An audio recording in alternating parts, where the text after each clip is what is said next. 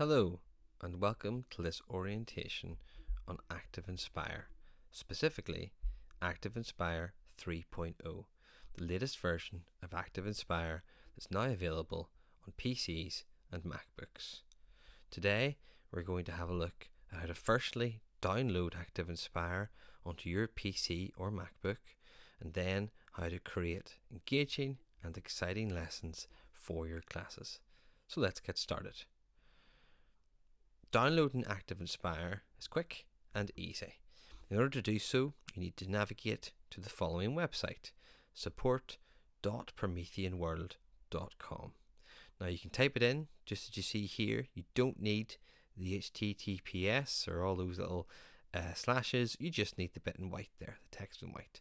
If you don't want to do that, you can go straight to Google or a search engine and just search for Promethean support. It will be the top link when you searched for that. Now when you've gone to the website, as I'm going to do now, just here, all you need to do is scroll down to this screen. As you can see, I've added it in here as a little screenshot. Now when you click on Download ActivInspire, it will bring you to a new page, which is a Download ActivInspire language selection. Choose the language of your choice. I'm going to choose English and press Next. You'll then be asked to choose your operating system. In this case, I'm going to choose Mac because I'm doing this on a Mac, although it's very likely that if this is on a computer for a school, it's probably going to be a PC, so a Windows environment, but the process is identical. Choose Mac and then fill in your details. In this case, your first name, your last name, your occupation, and your country. The most important one here is the last one, and that's your email. When you've typed all this information in and agreed to the terms and conditions by ticking here, a new button will appear around here saying submit or complete. When you click on this, the process will be almost done. What will happen then is ActivInspire, or specifically Promethean, will send you an email, and it will look just like this. So we're now at step 3 here. The email will look like this. It will be from do not reply at Promethean World. So if you haven't got it in a number of seconds, check your junk, but it should go straight to your inbox, and it will have the following information here. Thank you for choosing to download ActivInspire. To start the download, please follow this link. Now, when you click on this link, it will automatically download what's called an installer. It will install ActivInspire, the program. Now, when you download the installer, you have to then go and find it. In your download, you'll see it. It'll be called ActivInspire_EN, something like that. Or if it's on a Mac, it'll be called a DMG. But it'll be pretty easy to find. It'll be the last thing you downloaded onto your computer. You double click on the installer and it will then install the software. You just walk through the steps, step by step. It's very, very simple. The whole process will take you maybe 3 to 4 minutes maximum. When it's installed, you'll be able to then open ActivInspire directly from your programs list on your computer or your applications list on your Mac.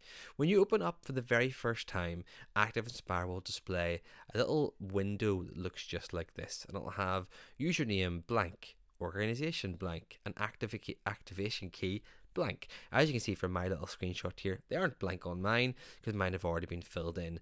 This is essentially making sure that ActivInspire has been licensed to use on your computer, and that you have a key to use it. There is a free version which you've just downloaded, but the full version, the full fat version, has everything you want to use, all the bells and whistles and all the tools you need to have an activation key. Thankfully, if you have a Promethean Active Panel or Promethean Whiteboard, then you get a free license key or activation key for ActivInspire, which you can use directly on your computer. So for your organization and your username, it doesn't matter what you put down, but whatever you want down, it really doesn't matter in the slightest. For the activation key, you will find that physically on the panel, the active panel, or the interactive whiteboards. Much easier to find on a panel because they're newer and they sort of are put in a place that are a lot easier to find, but they are on interactive whiteboards too. Usually on a panel they're at the back, but the back left hand corner. Try the back right hand corner as well. It'll be a white sticker and it'll have the phrase ActivInspire activation code. It'll look something like this. All you do is type in that code, press OK, and it will be unlocked, or at least you'll be able to use the full version of ActivInspire on your computer. Obviously, you can plug ActivInspire into your panel and then use it as a full screen version, essentially showing what is on your PC, just like that. Next, we will have a look at the new home screen in ActivInspire 3.0. When you open ActivInspire, this is the screen you'll be presented with. I've taken a screenshot just so you can see when I'm not on the home screen itself. But the home screen has a lot of different options, and the idea behind it is it gets you to where you want to go a lot quicker without having to go around into the menus, file and edit and things like that. So the options you have currently are new flip chart, which you can go to file and new flip chart to access, but it will open up a brand new flip chart. Open flip chart will also open a pre-existing flip chart that's on your computer. You can also do this by going to file and open. Below that is open recent. You'll see you've got opened all the last 8 flip charts I've opened are all here. They're also just down here under recently viewed as well. Before we go to import activities and then timer, we are going to skip this one out and come back to it later on. I want to just have a look at your recently viewed options here. Again, I can click on any of these and it will open up that flip chart. The other 2 options, Learn Promethean and the resource library, are links. And they're links to 2 separate websites. Learn Promethean, which I will cover at the end of this session, is guides, FAQs, hundreds of different courses you can do to help you learn all about the ecosystem of Promethean, including ActivInspire as well. The resource library is pre-made, pre-existing resources made by teachers from all over the world that are free to download, and that includes resources for the Active panel, but also resources for ActivInspire, both incredibly useful websites that I'll cover at the end of this session. The other options along the top here are import, activities and timer. Again, I will come to this at the end. Import is particularly useful because it allows you to import 2 types of files, PDFs and smart notebook files. Now, generally, most people are going to be looking at PDFs here, but smart notebook files, if you happen to be a smart whiteboard user or even a smart panel user and you're moving over or transition into ActivInspire or the Promethean panels, you can transfer or export your smart notebook files and open them up into ActivInspire with very little to no issues in there. So it means you don't have to recreate everything from scratch. Most teachers I come across will use PDFs a lot in the way they teach. That might be worksheets, it might be exam papers, it might just be posters, things they've downloaded off Twinkle and the like, but PDFs they make up a huge percentage of the files that we actually use.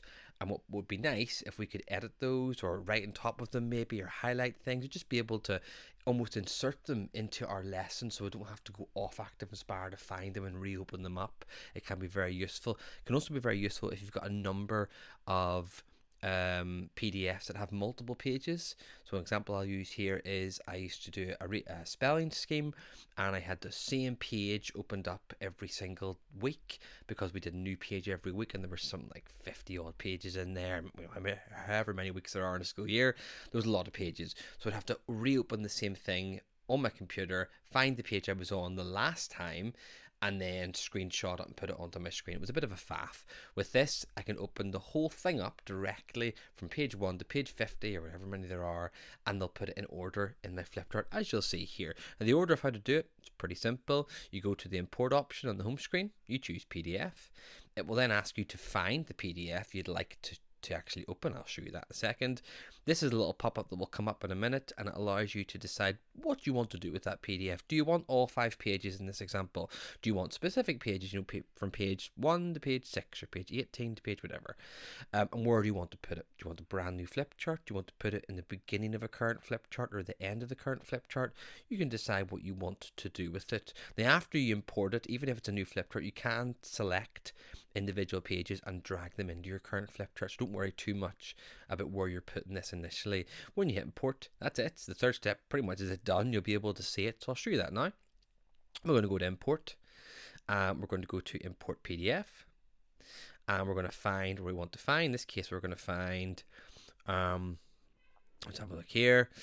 There's a nice ActivInspire one here I found. What's that there? Oh, there's a practice paper, even better. There's a practice paper I want to use. There's a number of pages where I press open. You see it's got 23 pages. I could specify from page 3 to 6 or 1 to 9, but I want all of them actually. And I want it to be in its original size and in a new flip chart.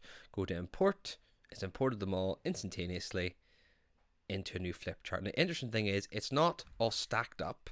It is on individual pages just like that. That PDF has actually been a screen grab, so it's not the best quality. It's okay though, it's been scanned on from a printer, obviously. Doesn't matter. I could still make this bigger, make it smaller. I can, and we'll talk about this by the way as we go through the session, but I can make this bigger and smaller. I can highlight it, I can circle things, I can write notes, I can do all the same things you will be able to see that ActivInspire can do, but I can do it all on that PDF. And remember, I can individually go to different pages on here in different ways. And again, don't worry, I'll show you all this as we're going through. But I could copy and paste this page and drag it into this individual flip chart. So it's a really useful resource to have at your fingertips.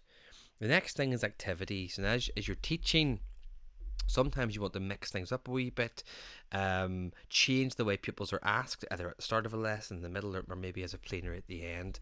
And activities is a fantastic way of doing just that. You see from the screenshot here that I've got a number of different activities. So timeline, label diagrams, you can read them for yourself there. What I'm able to do is I'm able to very quickly make any activity I want from this list based on what I'm teaching and insert it into my flip chart as a lesson. So I'll show you that now. So if you go to the home screen and you go to activities, it's going to give you those choices we talked about, and we're going to go to crossword. And the crossword's going to open. Now I can make this full screen by moving it around, but I'm not going to at the moment. Don't want to just do it just yet. 3 dots, by the way, allows me to change the activity, to save as, or to close it. I could play it or I could save as well. So I'm going to go to 4 legs, woofs, and that's going to be a dog. I'm going to go to 4 legs, meows, and that's going to be obviously a cat. And we'll do one more. And I'll do 4 legs, ribbits. Okay, that's going to be a frog. Now, not much of a crossword there, but we'll put it on anyway. Obviously, I can change the pictures. So I could put like a picture in here for each one if I wanted to give even more clues. I could also change the background. At the moment, it's just a set background color that you can change here, but I could change that to something on my desktop. It could be, maybe it's topic work we're doing, so I could change it to something that goes with our topic. When I'm finished, I can either play it, so just go straight into it, or save it. In reality, most people are going to do this before the actual lesson begins, so you're going to go to save. You give it a name. I'm going to call this 4 legs. I think I already made one called 4 legs, so I'm going to have to replace that. That's okay. Go to replace, and then I can save it again if I make changes, or I could play it, but I can also add it to my page. Go to add to page, and when it closes, there is my flip chart, or my crossword. The interesting thing is I could copy this, so I could just right click on it, go to copy, and I could put this into a different page. So there's my little activity. So I've done 2 here. One is a crossword, one is I think a word search. So when I click on this, it opens up my activity. Now I can make this full screen. I won't, because the recording area that I have isn't actually a full screen. I'll make it full screen for the purposes of this. Go to let's play, and there's my crossword. Pretty small one, but there it is. 4 legs, ribbit. I'm going to guess it's going to be a dog. It's obviously not a dog, but when I go to submit, it says I'm wrong, and it gives me a wee X here. So I'm going to go to here and go to frog. Go to submit. Correct. I could do another one here. As you can see, you get the idea of what we're going to do through the whole thing. When I click on here, 4 legs with, it's going to be a dog. The nice thing about this is it's quick, it's easy, it allows you to create things without much fuss. There's the other one I made, test. I think this is a word search on different things. There we go. If I go to let's play. And the nice thing is, I'm doing this on a computer, on a panel, or on an interactive whiteboard. You can do this as well for the whole class to be able to see. There's traffic. Find it there, and you get a wee timer here. You can reset it, you can pause it. It is fantastic. You can even edit it straight from there if you want to. Great for spelling, if you want to mix up how you do things like that on a weekly basis. Just fantastic. The other thing we're going to look at here is the timer. And timer is exactly what it sounds like. It's a timer. So if I go back to my home screen, and I go to timer just here. The timer is a clock, a stopwatch, or a well, a timer obviously. And the nice thing about it is it hovers over the top of your page. You can see just behind it there, it's slightly translucent. The nice thing about this is if I wanted to have just a regular timer, let's get rid of this for a wee second, and we're doing a test, and a test on something here that we're talking about. There's some questions I've written down here, for example, and I want to have a timer, and it's 10 minutes. I press the play button, it's timer, I pause, I can reset. If I press the little drop down menu, I can change this, but we'll do that just in a wee second. The cog allows me to make changes, so I can have a digital timer, an analog timer. I can turn the sound on or off. The sound, by the way, is the alarm at the end, so when it finishes the 10 minutes, it will make a nice alarm sound. What I can do here is if I wanted to have more than one timer, I press the little plus. Now actually, I can have 2 on here. I can actually have 8. Now obviously I want to organize them on my page, so I've got writing on here, so you can decide how many you want to put on. It's up to you, but I can again choose different timers on here. One could be digital and one could be analog. I can stop them. I can have different times starting at the same time as well. I can also have different types, so there's timer, there's a clock, and there's a stopwatch. And if you go to the cog, under each of these you'll see some different options. So under stopwatch you've got milliseconds, I can turn on or off. And under the clock, just here, I've got lots of options. I've got digital or analog. I've got 24 hours, not 24 hours, as you can see here as well. You see a timer on now, just like that. What that means is I could have, say, 8 or 4 different clocks showing the same time but 4 different formats, and the fact that it hovers over the top is really, really useful. The other cool thing is if I bring this down, so this is my desktop, as messy as it is, this stays on the screen, so I can actually use this over the top of other things. So even if I had ActivInspire open and I wanted to use one of my clocks or one of my timers, I could do that while looking at a website or while looking at something completely different to ActivInspire, which is really, really useful, and will hopefully help you in your day-to-day teaching. We're going to have a look at what is ActivInspire. Now it's very likely that if you're watching this video you probably have a good idea of what it is, but just in case you aren't, and for those that maybe need a refresher, we'll talk about that now. So ActivInspire is a collaborative lesson delivery software for interactive displays. Specifically, it's downloaded onto PCs and MacBooks that you then connect to an interactive display, and as you can probably read for yourself, provides a vast suite of tools that we're going to look at in a moment. All of these allow teachers and educators to create, deliver dynamic, engaging, exciting lessons as well. How it works in practice is a little bit like PowerPoint, but far, far, far more interactive and, in my opinion, effective from a pedagogy point of view. So this is the layout, as you can probably see, of ActivInspire 3.0. Looks a little bit different to what is you maybe you're used to, and I'll do my best to showcase that in some ways. This is a toolbar. It's really good because it moves around, which is quite nice. I can move it to the left or the right of the screen. Why I'd put it in the middle, I don't know, but that might be helpful if I am left or right handed. I can move it around as well. You might also notice it looks different in terms of the amount of tools that are in there, and I'll come to that. The important thing here initially is these options here, just up here. You can see them. It's the previous page and the next page tools. And just like in a PowerPoint, it will move you back and forth a page. And the nice thing about ActivInspire is away from the classroom, away from the actual lesson itself, you can pre-prepare content so that you can scroll through it and work your way through it just like a PowerPoint.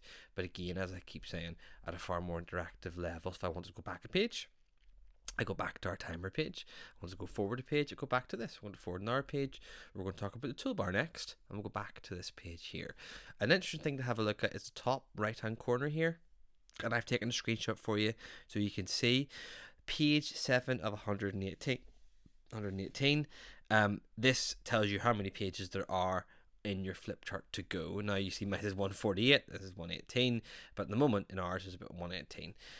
That means that if I was teaching a lesson and I had 100 pages and I was only on page 7 and had half an hour to go, I'd have to change tact. I'd have to maybe move to the last page or move it around a little bit. But that is how you move things around. It keeps yourself on track. This is the new logo of ActivInspire. This is the old logo, so you're probably familiar with this one, but it's now transitioned into this one here for ActivInspire 3.0. The toolbar. The toolbar, as I've mentioned, you can drag around just by grabbing the grey bit at the top. Now, what you can also do is you can press the wee drop-down menu here, that little arrow to drop it down so it's out of the way completely. This is pretty useful if you wanted to treat your lesson a little bit like a PowerPoint, because it gives you some tools here, the main menu tools, and it also gives you the left and the right, or the previous page and the next page button. Press the wee roll up again and it brings it back to what it was.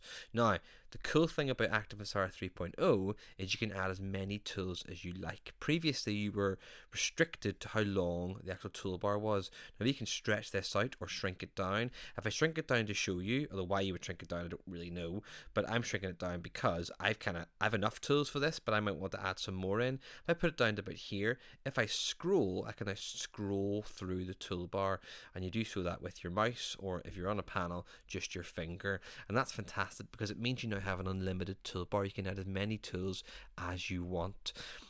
I've put down here, and you can pause the video for yourself if you wanted to have a look at these, the old logos and what the new logos are now, because we've changed some of these logos in order to modernize them and make them look just a bit nicer, really, because some of them were quite old. But they all do the same things. So if you ever, a wee tip for you, if you're ever confused, you can't remember, if you just hover your mouse over and then let it there for a second or two, it will tell you what it is. And as long as you're familiar with the actual name of the tool, then you'll know, right, that's what that is. And don't worry, we're going to go through the tools, or the really important ones, throughout this video as well. So that's the toolbar. We can move it around, we can make it unlimited, and we can scroll through it as well. The question therefore comes up, how do you add tools to it? So how can you make it and customize it? Very, very simply, and you can read this yourself, I'm sure you can, but if you go through and you go to view and you go down to customize, as I've just written down there, it'll bring up this window here. I've taken a screenshot of the window so you can see. This little window here shows you two boxes. One is all commands, and one is your main toolbox. Now, your main toolbox is this bar here. That's what it's talking about. We can tell that because if we go down to the bottom and you see undo and redo are our last two tools, and they're both here as well. Just above that, we've got a separator, which is just a wee line. We've got magic ink, which is just this here. We've got our timestamp of all those different tools. On the left hand side is all the tools in ActivInspire. One of the changes they made to ActivInspire 3.0 is these are now alphabetical. They weren't before, which was a bit of a pain when you had to find that specific thing that you wanted. So let's say, for example, I wanted to add in the calculator. I don't think I've added it in. In fact, here's how you tell if you haven't added it in. If I have added something in, it'll be grayed out. So if I find one of them that's been grayed out, there's, for example, the dice roller. I can't add it in because it's already in there. If I go to calculator, which hasn't, and I press add, I've added it in. Where have I added it in? Well, if you scroll down just to here, you can't even see it on there. But if I click on this and go to move up, you'll see it's moving up through my stuff just there. I've slotted it quite nicely into place just there. You can take things out by going to remove. You can move them up and down, or as I say, you can scroll through it as well, which makes it really nice to customize and to use. Now, before I talk about this, I'm going to show you one wee tool I use quite a lot. It's called a timestamp, which is just here, and I tend to add it into my my toolbar, my toolbox, because I do think it's really useful. When you click on it, it puts the date and the time at the top of whatever page you're on. That's a good example of a tool that you could use on a fairly regular basis that you can add in to your toolbar. Expanding your workspace is really important. Whenever I go into a classroom and I see an ActivInspire being used, one of the first things I tend to check is their workspace, or what's called their world color. And sometimes you may find that your screen looks a little bit like this. You've got big grey bars. If you're using the old version of ActivInspire, you might find they're big purple bars down the side, but you're losing quite a lot of space, because in reality, I can write on the grey bits just as well as I can write on the white bits. And you can change this really, really easily by the following two methods, and I've put it down here. For using the Windows, it's File, Settings, Flip Chart and World Color. If you're using a Mac, it's ActivInspire, Preferences, Flip Chart and World Color. The consistent thing there, if you can get to Flip Chart and World Color, or your settings, essentially, for some reason Apple calls the settings Preferences. Not sure why that is, but we're using an Apple, so we're going to do that now. So we're going to go to ActivInspire and Preferences. If I was on a PC, I'd be going to File and Settings. But it'll bring us to this page, regardless of what operating system we're using. We go to Flip Chart, we go down to World Color, and we change the color. Now, if I change it on this, you'll see I've changed it to purple. That's what yours probably looks like. If I change it back to white, I change it to white. And the nice thing about this is that once I've done this once, I never have to do it again unless I want to. So I don't need to do it for every single page. The benefits of this, if you haven't done it before, are obviously it frees up my page, so I've got much more room to write on. But I'll show you, for example, if I move to the next page, I'd have to do it again and again and again and again for every single page. Thankfully, once I do it in word color once, it's done. I never need to do it again. All right. The page browser. The page browser is how you navigate about your flip chart. Now, depending on how long your flip chart is, that could be a process that's really, really useful or really not necessary. If you've got one page, probably not really needed that much. You could just use the next or the left and the right or the previous and the next button. If you have 118 pages like me, you probably need to use this. So use it. There's a number of ways of doing it. One of the options is this here. It's called the page browser, and I've added this into my toolbar. It looks just like this. When you click on it, on the right hand side, and I can move this about, by the way, in case you're wondering, so I could set it around, I could put it left, right, middle, wherever I want. It puts my flip chart, and I have two ways of viewing it. One is the grid version, particularly useful if you've got a lot of pages, and the other is what I call a PowerPoint version, but it's generally just your standard view. Now I can scroll through this. I can scroll with a mouse, so I can just grab the whole thing. I'm using my trackpad here to grab things, or I can use this here. I can click and drag to move these around, to move pages to different parts, or jump straight to something else. Maybe I'm doing this and I want to jump straight to this part. Obviously, not really relevant to what we're doing at the moment. I want to jump back to the start. You can move around and find exactly where you want to be on your page. Very, very useful. If you want to close it, you press the wee three dots and you go to close there, as you probably saw there. One of the nice things to do is if you're using something, and I use this quite a lot when I was teaching, but if you have a flip chart open, let's say I have two, one's on here, and I'm going to open a new flip chart just there. So one's blank, and it's blank, and you can tell there, look, nothing in it, nothing whatsoever, one blank page. And I want to take a page from here, specifically the wee rabbit page. Okay, so I can right click on here and go to copy. So I've copied that little page. I'm going into here and I'm going to paste. And what I've done is I've pasted that page into my flip chart. Go to the three dots, go to close. That's really, really important. It means I could take content that I was using on a different lesson, on a different day, and move it across. Let's be realistic. You don't get everything done on a day that you'd like to get done. And so therefore, it's useful to be able to take stuff without having to move it across, or without having to recreate it every single day. I could take that specific page I didn't get done on Monday, and I can move it to Tuesday morning or Tuesday afternoon if I wanted to. One of the benefits of ActivInspire over the likes of PowerPoint is how easy it is to draw or annotate on the screen, no matter what you're showing, whether it's some data, some text, a picture. It's very, very easy just to start drawing or writing information down. A lot of teachers use ActivInspire really as like a dry whiteboard almost, where they write information down with their active pen, if it's on an interactive whiteboard, or if it's on a panel, any pen, or their finger as well. To do it, it's very, very simple. On your toolbar, by default, you will see the pen tool, and you see I made it a bit bigger there so you can see. When you click on it, you've got some options here, just here, where you can change the size. It's your pen modifier. So you've got a very, very small one. These are presets. This is 2, you go all the way up to very, very large indeed. You'll see here if I drag this out to 100, it's very, very big indeed. If I bring it right down, it goes down to very, very small. I'm going to do about just around here, for example. When you're drawing, you simply move your finger. Of course, I can use my pen, my mouse, or if I was on a panel, I could use my finger or pen on the screen. If you've got an enclosed shape here, then you can use the fill tool. Okay, so if you click on the fill tool, you'll be able to fill it in. Now, I've used green here. Okay, and the reason I've used green is when I've gone into here and under fill, it's been selected as green. The reason why this is black is because I've set the pen tool as black, but the fill tool, if I right click here, isn't, well, I moved it back to black, is green here. If I wanted to change the color of the pen tool, as you can see, I click on the pen tool, I right click to access my colors. I right click on the little black color here. That's the last used color, and you get some options. You've got a swatch of colors here to choose from, different shades. You've got a little color wheel which you can choose from and pick different colors, just like this. Choose whatever color you like. You've also, if you want to, got the color picker, which I'll cover in just a wee second. But that's how you write things down or scribe information down, nice and quick, nice and easy as well. Interestingly, if I was to say take this color here as pink and click on the page, it'll fill the whole page in, and I can also fill in pictures as well.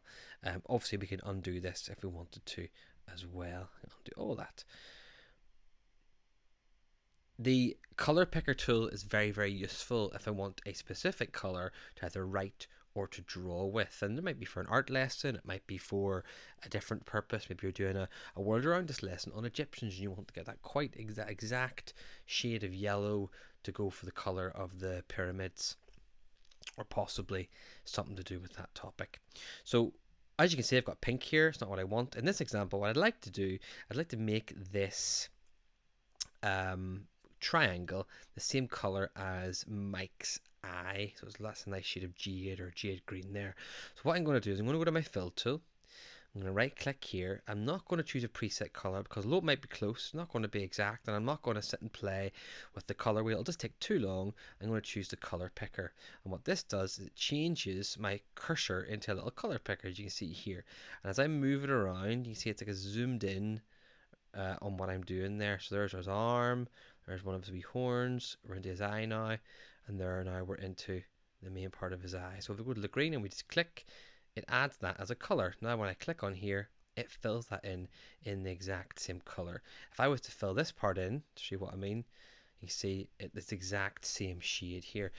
One other cool way of doing it is if I wanted to do a bit of photoshopping. So I'm going to go to my pen this time. I'm going to go to the color and my fill tool, and I'm going to use Solly's fur this time. And so I'm going to change this to a bit thicker. I'm going to block out some of his fur, or the spots I should say on his fur. Okay, and it's a bit of sort of live Photoshop. Maybe I'm trying to just spot the difference, and one picture is going to have all the spots and one picture is only going to have some. And that's very messy, by the way, for me, but I'm doing this with a mouse there. But really, really useful and very, very easy to do when I want to add colors or to get rid of them as well. Using text is a really important aspect of ActivInspire. Generally, these get used when you're preparing for a lesson or writing a lesson using ActivInspire. So for example, if I was to set up a lesson where I had a number of questions I'd planned to ask the pupils during the lesson, when I'm planning it, I can go ahead and write these questions out, type them out into text boxes, so that when I get to the aspect or the part of the lesson that requires me reading them out or the pupils doing them, they're pre-prepared and they're already sitting there. Now it's pretty easy to use them. It's very similar to likes of Word or PowerPoint and things like that, but just to give you a bit of an understanding of how it works, you use the text tool, which is just here, as you can see. And when you click on it, it automatically brings this bar. I've taken a screenshot for you, but this bar here, as you can see at the top here, and it has all the usual things you would expect. It has text or font type, sorry, it has size, it has these little T's I'll talk about just in a wee second, your bold, your italics, your underline, all the things you would expect from any sort of normal text bar. When you want to type, you have to click first in order to open up a text box. You type what you need to type, and it types it in. Now, ActivInspire will remember the last text, font, size, all the parameters you used last, and it'll always default to go back to where you were last. So just keep that in mind, I suppose. Now, when I want to make this larger or shorter, I have to highlight it and then change the size. And of course I can change the font, or I can make it bold or unbold or whatever I need to do. Now if I wanted to change it to a specific size, I can do that, but if I wanted just to cycle up and down through the sizes, I use this one here, the wee arrow pointing up, and it goes up a font size, you can see just here, and this goes down a font size. That's very, very useful if you want to just sort of configure how big or small text is on your page, but you're not sure how big a 73, Nunedo Sans font would actually look like. It gives you a nice quick way of finding that out. Now, one interesting thing I'm going to show you now is to do with these circles. So I'm going to get rid of this first of all and click on this one. This is a piece of text I prepared ahead of time. Now I want this to fit into here, but I would like it to fit in fairly accurately. So I have two options there. One is to change the font size, and that's probably what we're going to do.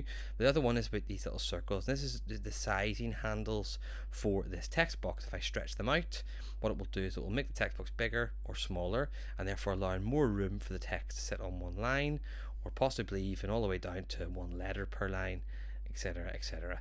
Now I'm going to pull it to here so it's nice and big, maybe just the size roughly the size of this text box. In fact, that's actually far too big. So let's actually go to here, back to where we were. So that's roughly about perfect there. Now what I want to do is make that, fill it in that space. The problem is currently we're in 73, which is coincidental because that's what that was, and so I want to make that larger. I don't know if I scroll down here, obviously 72 is not an option. I could guess 100, 150. I'm not going to do that though. I'm going to hit these options here. But what it will do is it will fill out the sizes until I'm happy with that. So that looks kind of alright there. Let's check that. Yeah, that's perfect. So I would never have guessed that that was 87. Pure guesswork. So I have to use the up and down to help me with that.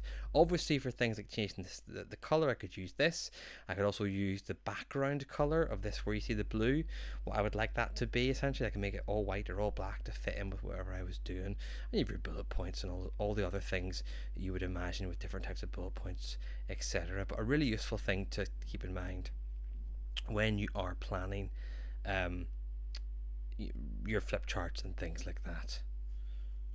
The pointer/arrow tool is used probably the most out of all the tools in ActivInspire, and what it does is it allows you to control or grab or manipulate the objects on your page. So in this example, I've got a Autoshape or a shape, and I've got a picture I've got off the internet, and I'm going to show you how the arrow tool can be used for both. So the arrow tool is just here in your toolbox. It's on by default. It's just there. When on the page, it either looks like a little white one or a little black circle or black colored one, depending on the operating system you're using. I think Macs use the black one.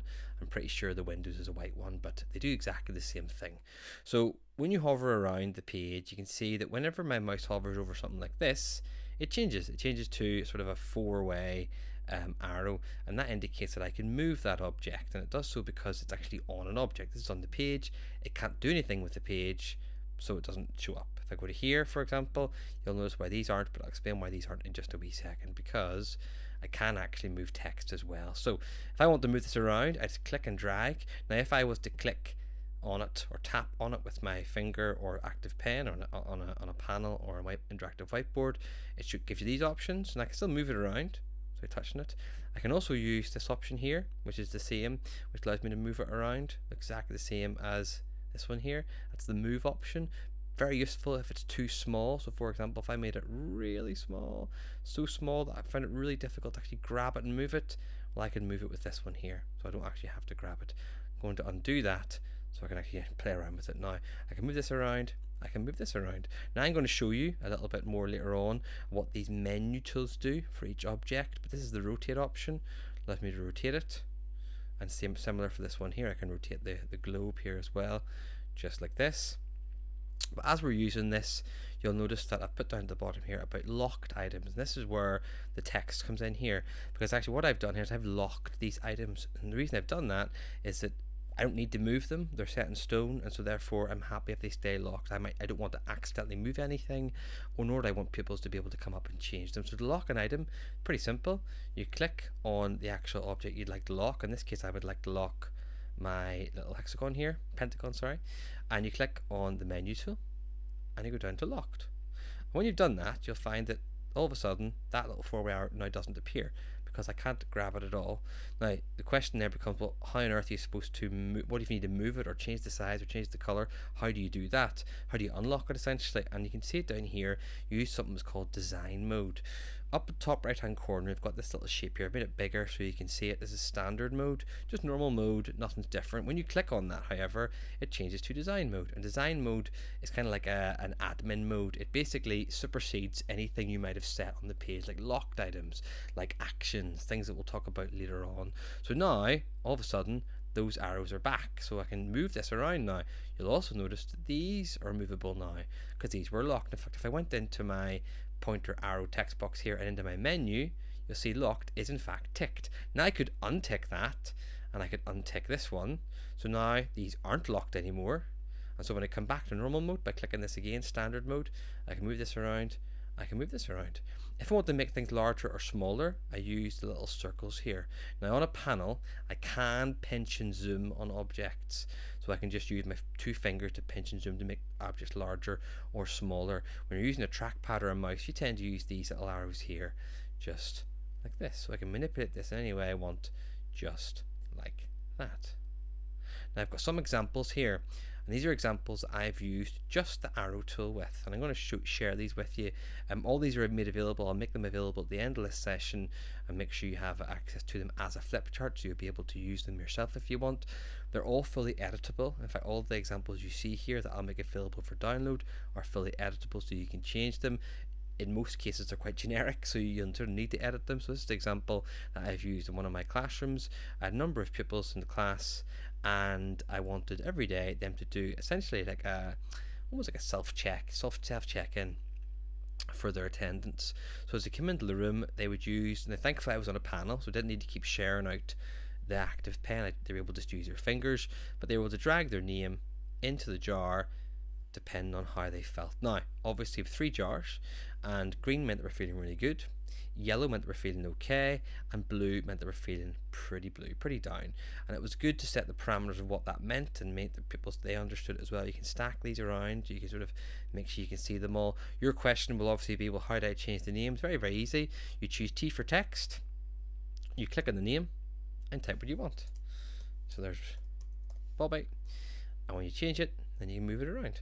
Now, obviously, once you've changed the names, you would hit save, and that's it done. It's fixed, it's saved, it's not going to go back. However, if you wanted to put all these names back, let's say you did this at the end of the morning session, and you wanted to use it again tomorrow, and you don't want to have to put all 30 odd names sitting back into their individual places, all you do is press the reset button. Now, the reset button on the panel or on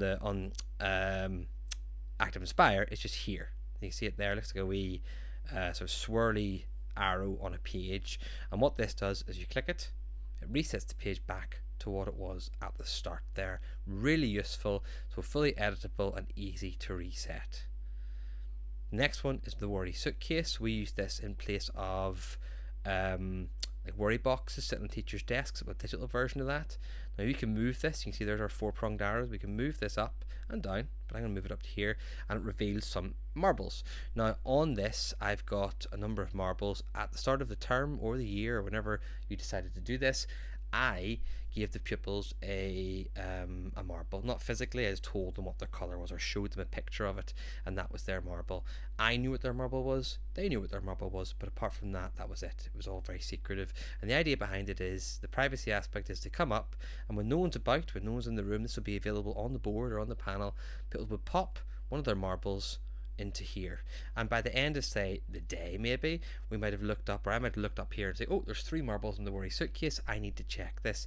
And the benefit of this compared to the worry box is pupils can see that there are 3 people who have worries in the class, and therefore kind of gets rid of that stigma a wee bit of having a worry, because you aren't able to see that in the worry box itself. It's all very, very, very private, and this is still private, but it shows you that 3 people have worries.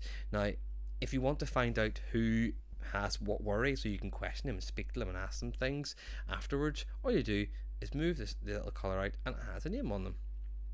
Each of these has a name on them, and they're all fully editable. Again, your T for text, you just highlight this. You may need to make the text box a bit bigger if the name's longer, but that's okay. And then when you're finished, you just press the arrow tool and you can move it around. Again, all fully editable, and you can make it yourself. Again, you press the reset button, I'll put them all back to where they were at the start. If you want to edit it yourself, you change the names, then you save it, and that's it, done. Another thing is color, and it's really important. Again, we're just using the arrow tool here again for the purposes of actual teaching or doing this. All people are doing are moving stuff around, whether it be text or whether it be objects. But color is really important. So we talked a bit when we're looking at text, and we talked about the fact that if I wanted to change the text color, I just go to here and I change the text color to whatever I want. But let's say I change this text color to white. Watch what happens. It disappears. Now, in reality, it hasn't disappeared. It's still there. It's just white. So you can actually camouflage things really well on ActivInspire using that principle. So I've got some compound words here, and if I drag them about, you can see I've moved one there. I can drag them about so I can actually see what the answers are, just like this. And all I did here, and I'll show you with Postman, is when I go to T for text. And by the way, you don't even need to go to T for text. If you click on here and just click on the T, you can automatically go straight to your text there. You don't have to do that step. Now, this is obviously Postman. I could make this purple instead, and here's a wee tip for you. Let's say you can't find that specific shade of purple, although I'm pretty sure it's that one. Use your eyedropper, use your little magic dropper, and it'll find the exact same shade. And if I click off here, there's Post now. postman's here, just there. But really, really useful when you're using color. This is another example of something I've used in class myself, and feel free to use this template and change what you need to change. But again, all these numbers are fully editable, but this is, or was used, for a class that really didn't like maths for a variety of reasons, and what I wanted to do was to get them engaged in maths and numeracy, kind of without them wasn't realizing it, but bring them forward or to the lesson in a different way, rather than just asking them an arithmetic sum or something like that. So I would ask a student to come up and pick a number. It's much better if you have a touch screen, such as a panel or an interactive whiteboard, and as they come up, they choose number 3. So they can move it around. So first of all, they're using a different part of their brain to move it around. That's very useful. And as they move it across, it turns into 6. Move it back, it turns into 3. 6, 3, 6, 3. Even going through the portal, it turns there, as you can probably see. Now, if you're clever enough, you can probably see where the actual trick is, but if you do it quickly, people won't know. They'll think it's nipped through the portal there really, really easily. The difference is it's number 3 and 6, but the 3 is black and the 6 is white. So when it's on here, the 6 is disappeared, and when it's on here, the 3 is disappeared. And you can do that with any of them, or any type of thing. It doesn't have to be numeracy or maths. It could be past tense, present tense, modern foreign languages. It could be absolutely anything, but it's really, really useful and a nice way of engaging pupils. Again, similar to that, you can use this. Now, we have noun, verb, or adjective, but similarly, I've used this for spellings as well. We've got these arrows down the side, and feel free to use them. You just grab these and move them around. And what you're doing is you're scanning, one of the quite a key comprehension skill. Now, I'm scanning for words. I might ask them to find a specific word, or maybe just pick a word they want till they land on one they actually like. So there's Egypt there. I could grab another pupil to come up and grab another one. If you're using a panel, the nice thing about that is they are multi-touch, so you can have up to 5 people using it at the same time, so 5 people dragging arrows about the place, and that's quite effective. What's cool about this is I could find all my spellings this way and write them down, or go through the activity. Let's say you run out of time, which is quite a common occurrence. If I use my paint tool and tap just anywhere, I can change the color of this, and that's cool because it means I can automatically find all those words very, very quickly without having to finish the task, which again allows you to sort of jump ahead if necessary. Resizing pictures is a really important aspect of ActivInspire. It doesn't have to be pictures, it could be anything. We've looked a little bit on how to resize text boxes, and now we're going to look at objects, images, and shapes, etc., all done in the exact same way. So as you can see from the screenshot I've got here, when you click on an image, and I've got the same image just here, what it will do is it will allow you to have some options here. One of the options is the move option we talked about earlier. We've got the rotate option that we talked about earlier, and some other options as well. So I mentioned again, when we're talking about the text boxes, these little circular handles. The circular handles allow things to be moved, stretched, or changed, manipulated in any way, just like this. Now, I'm going to undo this. It's back to what it was. We can also go to the menu to check some things. So for example, I've locked this. I mean, if I wasn't in edit mode, or design mode as it's called, I wouldn't be able to move. So I'm going to unlock it and go back into normal mode. So I can move this around now. And what I want to do is I want to put this into under the water, into this wee tank. As you can see, it's in the tank now. But I want to make it a bit bigger because we're going to grow them. So I want to make it larger. So if I use these size and handles, I can make it larger and fit into here just like this. Okay, there you go. Now he's in the tank as he should be.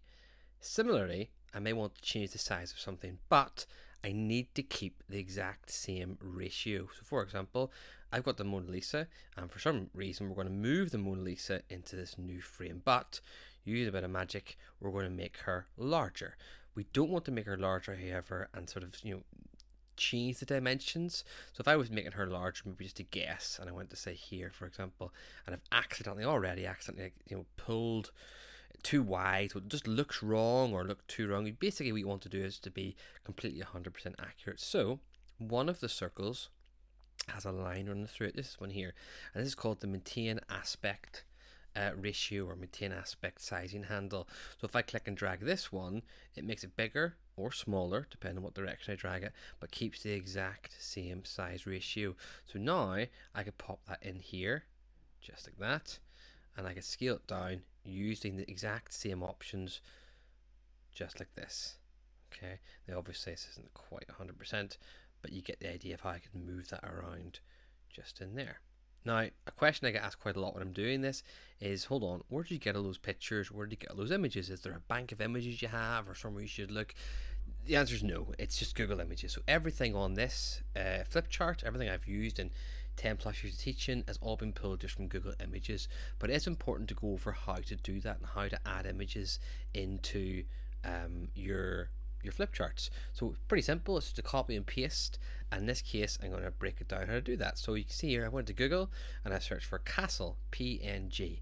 Now if we go from one here all the way over to here, a PNG is an image that doesn't have a background. Now, I don't have to use PNGs, but I find that with certain things it's really useful to use PNGs. If we go back a step, these frames, this Mona Lisa picture, the whale, all those things are PNGs, meaning that if I put them onto a background that's not white, I'm not going to get a big white square around them.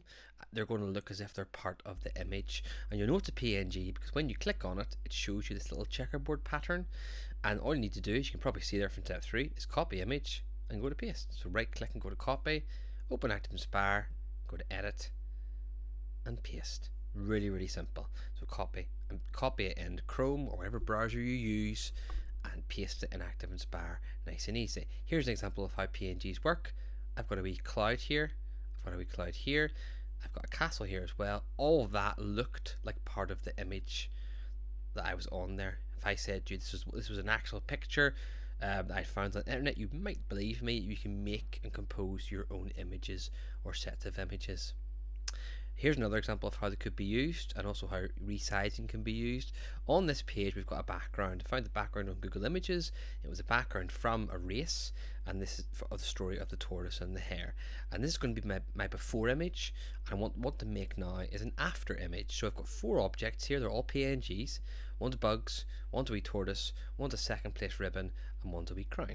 So in order to make the end picture, first of all I'm going to put him halfway, and I'm going to put the tortoise just crossing the finish line. And because he's second, we're going to pop a ribbon on him, but it's far too big, so we're going to make it smaller. Here's a good example of how I want to use our maintain aspect ratio. So we're going to use this, keep it the same size, so we're not going to mess about with the dimensions of it, and then pop it just on there. We could even use the rotate option to rotate it slightly, and we're going to pop this on his head. It's kind of fine, but we might make it just slightly bigger and rotate it just slightly more. Okay, so there is our winner and our second place contestants. What I want to do now is resize them. The problem is if I click on him and I go to resize it, it doesn't resize both. So now we get to something called grouping. So if you're on the arrow tool, which we're still on, and you click and drag, it gives you what's called the grey square. Anything gets caught up in that grey square, so I'm very purposefully trying to grab these two, it will group them together, and if I move them, you'll see it stays together as one object. But this won't stay the case. So if I did this and then clicked off it and then went to move it, you'll see it's not staying grouped.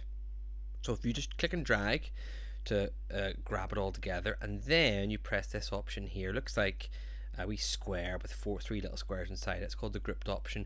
You'll know it's on because once you click on it, you'll see it's been highlighted now. Now, when I make these smaller, you'll see it makes both smaller at the same time. So I'm going to put him just about here. A bit hard to see at second place, but maybe we'll have to go for there. And similar for this, click and drag, group it together, shrink it down. He's much further away, so we'll have him just crossing the finish line, and no more. He's just crossed and got his crown there. There's our second place image. All 4 PNGs, move them around, rotating, grouping them together just like that. What we can also add is animated gifs. These have become really, really popular. Teachers are more aware of what they are due to things like WhatsApp and them being used in social media a lot more. But animated gifs are great. They are movable images that will repeat essentially forever and ever, and they're good to grab attention. They're good to illustrate points. There's a lot of academic and educational ones that are available on there. And again, I get all mine off Google Images as well. There are websites like Giphy, Giphy, but their Google Images is just as reliable. And the way you add them to your page is similar, not exactly the same as a picture. You go to Google in the same way you would before. You search for your GIF, so dinosaur GIF in this example, and you save image as. So you right click on it, you go to save image as, and you just save it wherever you want, to your downloads, to your desktop, doesn't matter where you want, you save it. When you want to insert it into your actual flip chart, you go to insert, you go to media, and you find that particular GIF. Now I don't know where mine is, but I can find my GIF in my download somewhere. It's probably somewhere. It doesn't really matter where it is.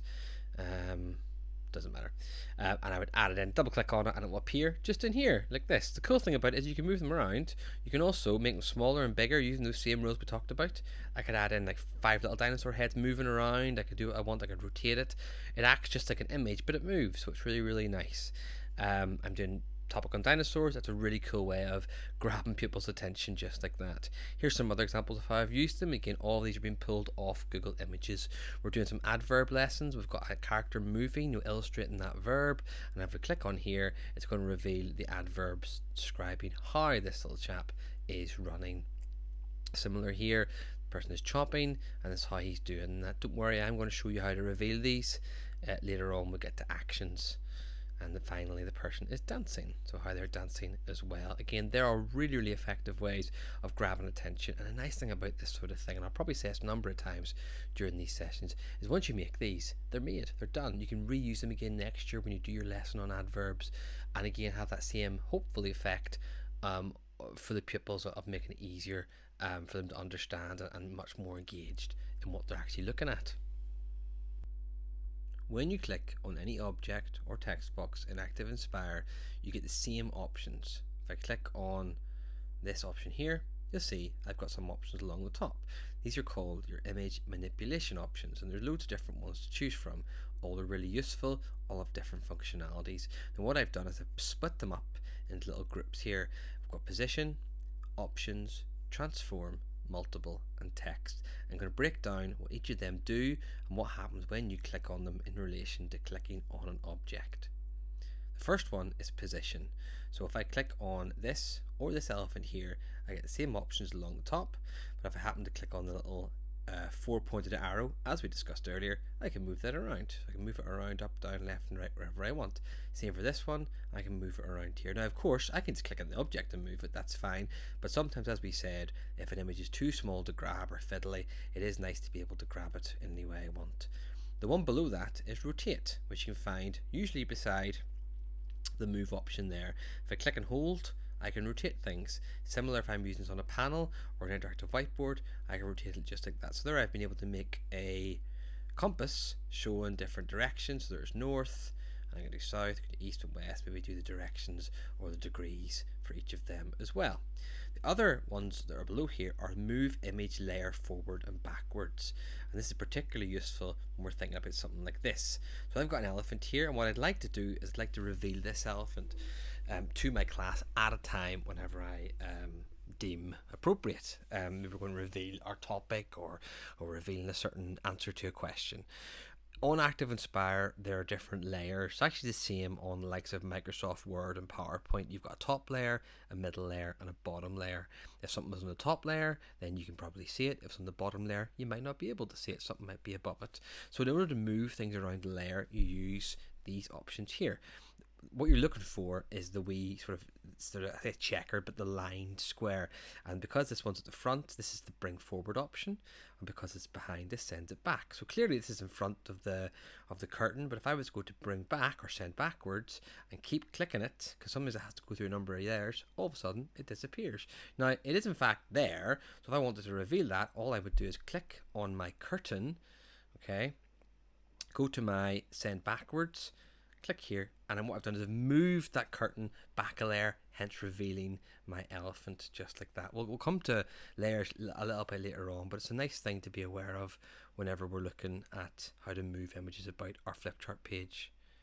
The next one is options. Now options, there really is one object and it's open menu. Now it actually does a lot of different things. When I go to the menu option here, I've got a load of things: property browser, action browser, insert link, copy paste, all these sort of things. Now in reality I'm not looking at them at the moment, we're going to look at them later on. All we're looking at for here are these options here: transform, align and reorder. Now reorder we've kind of talked about already. There is those send forward, send backwards, top layer, middle layer, bottom layer. We'll talk about them a little bit now, but we've kind of covered them. Transform and align are the interesting ones, and what I'm going to do is I'm going to go to transform, and you see there's loads of stuff here. I can increase the object size by 1. Interestingly, this is a really useful hint or tip if you're ever adding objects. If I want to make this bigger or smaller, but I'm not quite sure of the size, or maybe it's so big that I can't actually access the circles, you can press, on a Mac it's Command, on a PC it's Control, and press the minus button to make it smaller, or the plus to make it bigger really quickly. I know you can't see what I'm doing, but I'm very quickly using the keyboard shortcut, specifically these ones, to make it bigger or smaller. You can see I can fit it to width, or I can fit it to the page if I want to. I can also mirror things. So if I wanted to mirror an object by going to transform and I wanted to flip it, I could flip it like that. Don't know why I want to do that, but I could if I wanted to. Maybe we're doing symmetry and I wanted to look at that. I can also flip it horizontally, and as you can see here, we can do it in different axes as well. We can actually flip the object itself so that we're mirroring it there. But if I wanted to flip the object, as you can see here, actually have moved it around, so I've turned the object on its side. Again, that works with any object whatsoever, it doesn't matter what it is. The align one is pretty interesting. So what I'm going to do, and I'm going to copy and paste a number of these. So I've got a number of £10 notes, and what I want to do is I want to sort of grab them all together. So I'm going to use my grey square and grab them all, go to my menu tool, go to align, and if I go to align left, they'll all move to the left. If I went to align right, they'll move to the right. I'm going to undo here. If I go to align complete, then what they'll all do is stack on top of each other. So if I go to align complete, they've all stacked. This is really useful if I want to make a stack of things that I can repeatedly grab.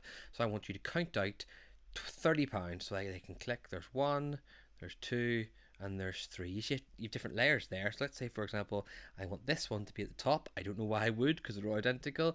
Click on there. There is my same ones as before, but I'm not going to use my bring forward, send backward. I'm going to go into here, go to reorder, and go to top layer. It's pretty much the same thing, but it automatically brings it to the top there. So that works with any object or text box whatsoever. Very, very useful when you're setting out your page at the start of a lesson or before the lesson begins. Transform is another way of moving or manipulating images as well, and even a number of ways of using that. So first of all, we're going to have a look at this one here. The transparency slider is what we're looking for here. I've got a picture of Titanic, something I would have taught for a number of years, and I'm going, as you can see, it's on the bottom layer, which is fine. I want it to be in the bottom layer.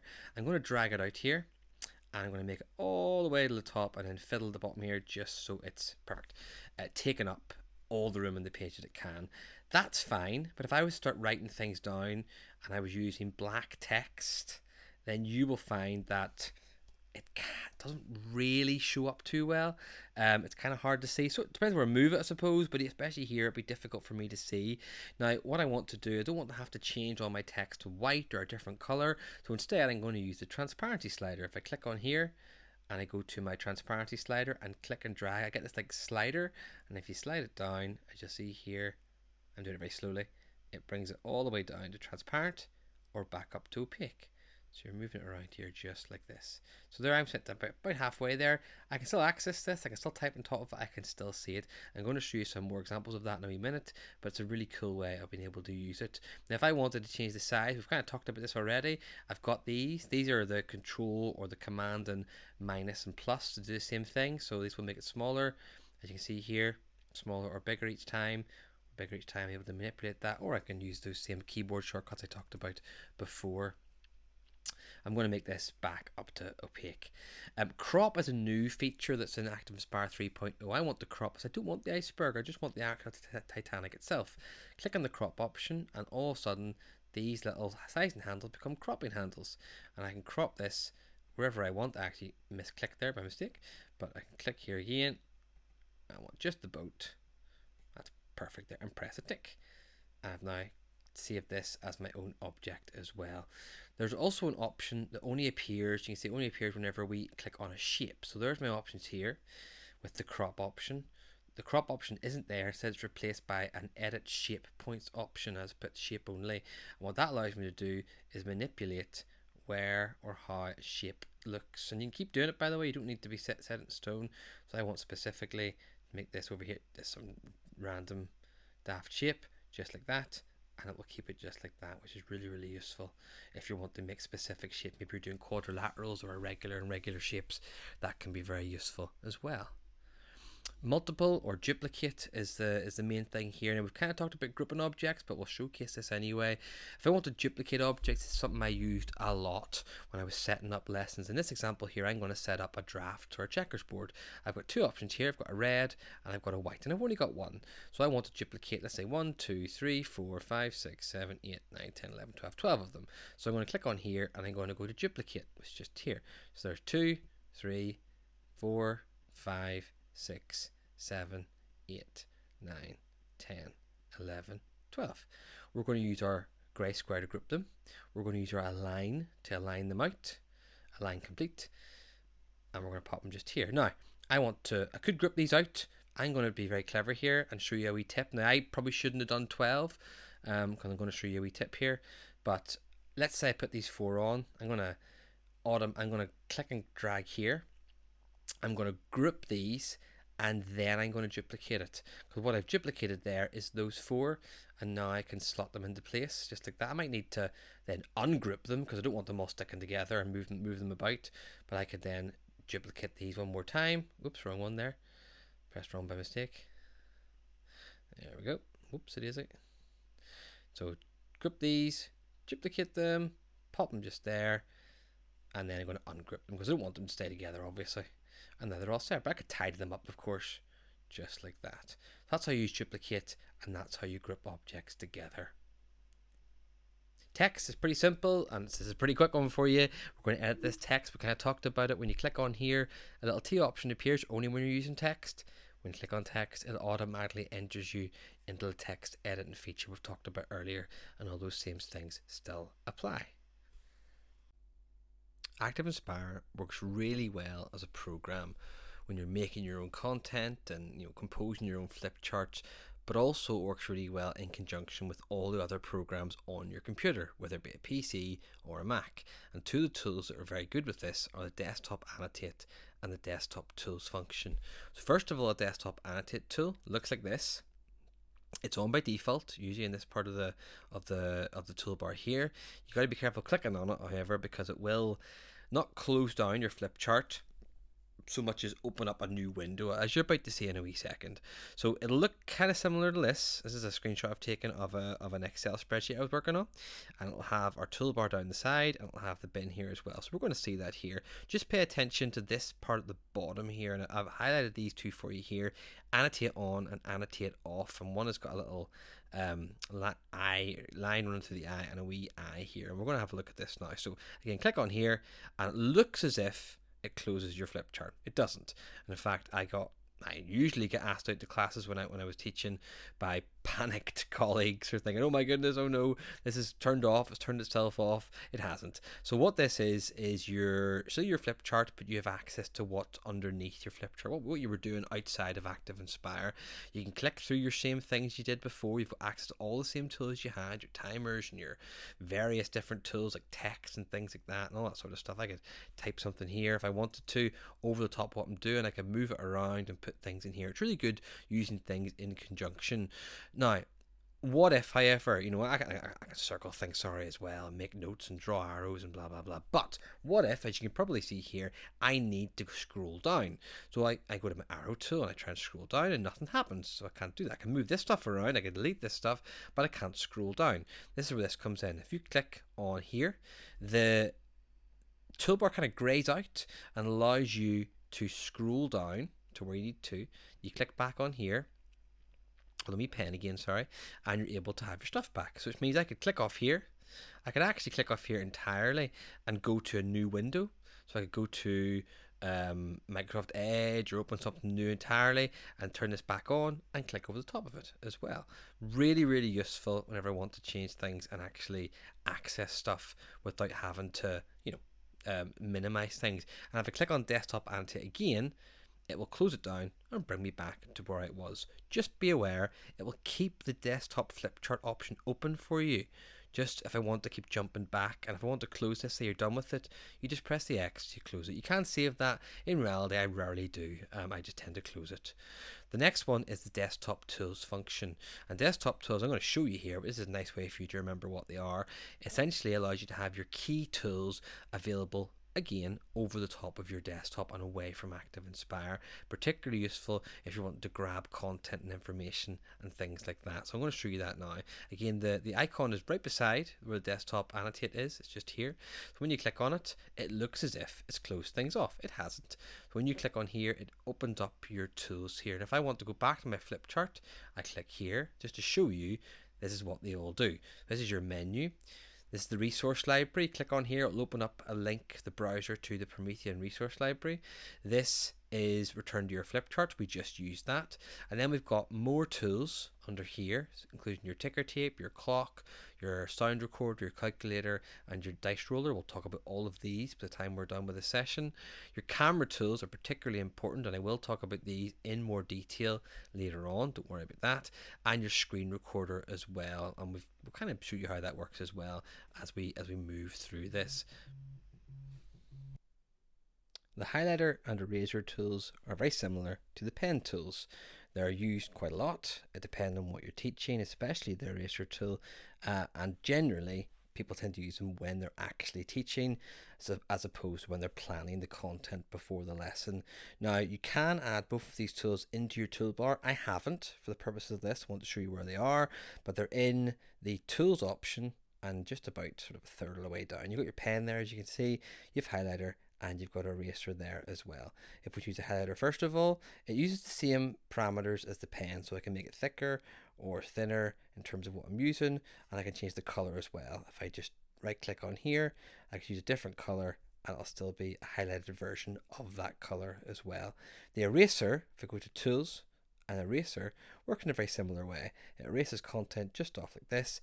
Again, I can make it large or small, just like that. I'll go back to my pen, I choose the pen. If you want to know how to add the tools, if you go back to the section showing how to access or customize your toolbar, you'll be able to add in the highlighter and the eraser into your toolbar as well.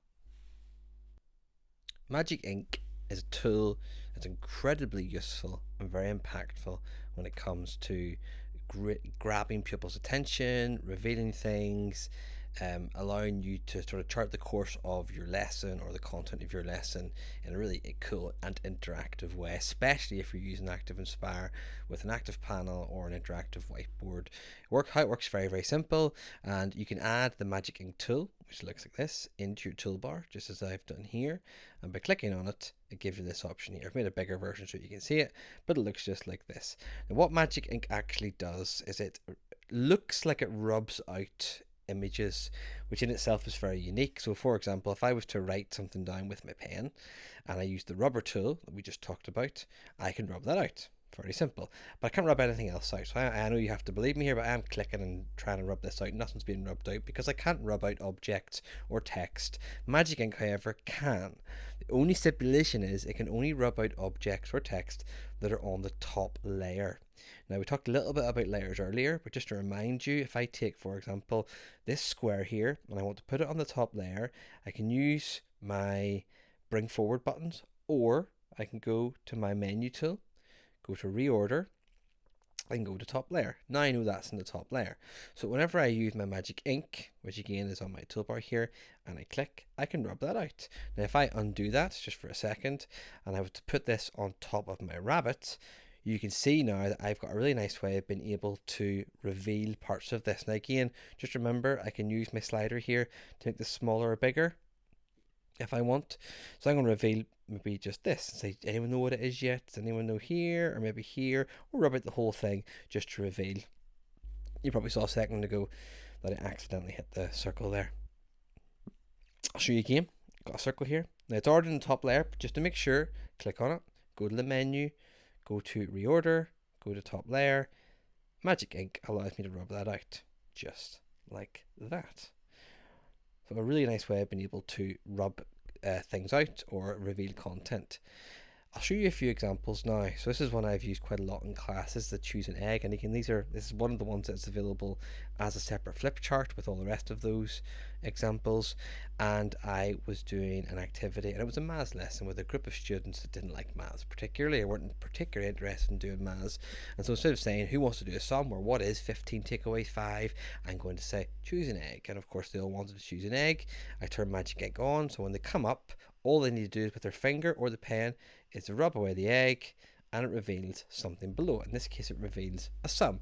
We did the sum, someone else picks an egg, we will do this one here, and we keep going basically on this manner until someone reveals something like this. So it could be a sum, could be a house point, could be a dojo point, could be anything, but that is a really good way of creating a classroom or a culture of kind of trying things and having a go at it. Now, how you can fix this, I'm going to reset the page using the reset button. If you go to your arrow tool and you move the eggs, you may need to go to design mode, by the way, if you want to do that, because they're locked in place. So you move the egg, then you can use a T for text. You can change this to whatever you want.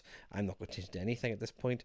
Put it back, just go back to normal mode, and you'll be able to then continue on the exact same way. You could add more house points in there. You could change the content that's coming behind the eggs in terms of difficulty and differentiation and things like that. But it's a really nice template to use.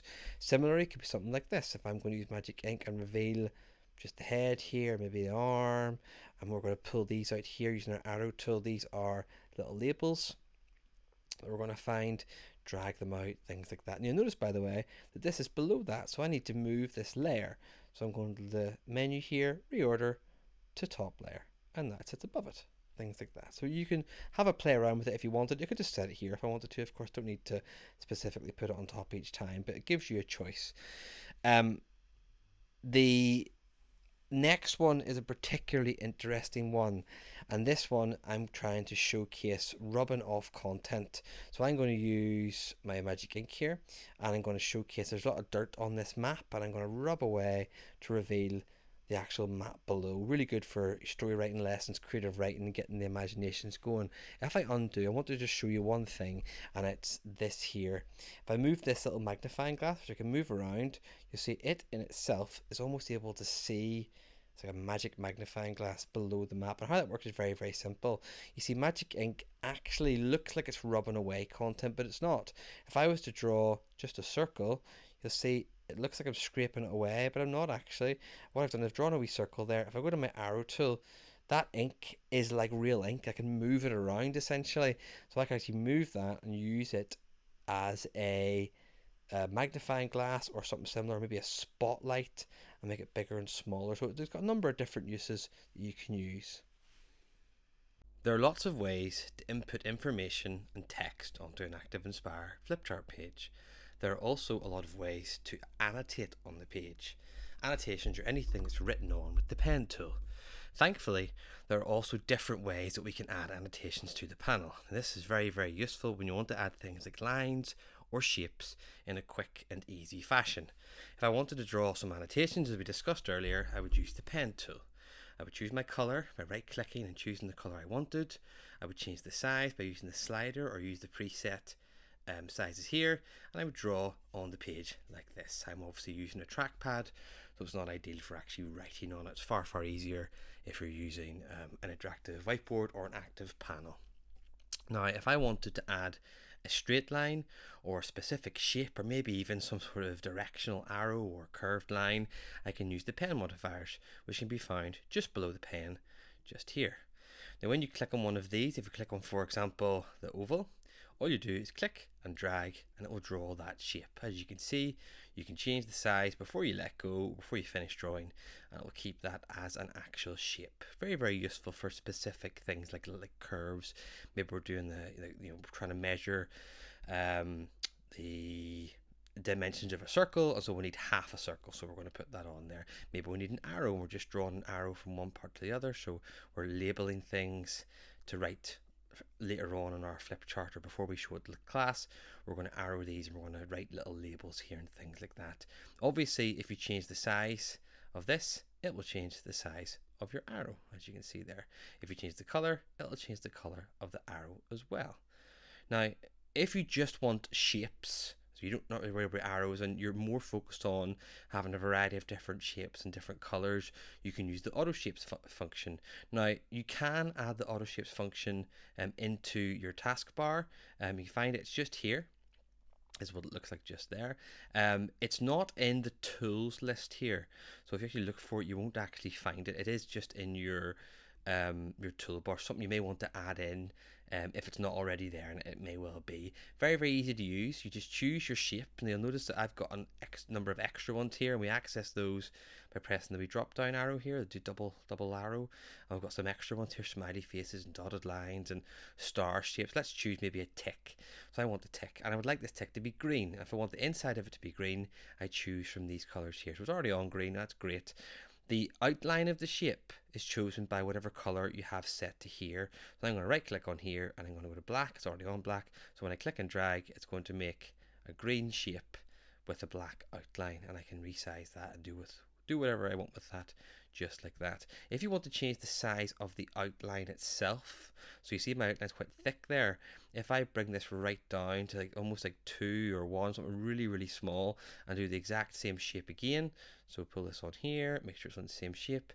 You see it's got a far thinner outline there. But Autoshapes are very, very useful when you want to very quickly access a variety of different shapes. And as we discussed earlier, when you click on an Autoshape, you've also got your edit points, so you can edit them afterwards to a certain degree. You can see just here I'm able to edit these points and things like that and edit it somewhat, which is, again, gives you a number of options.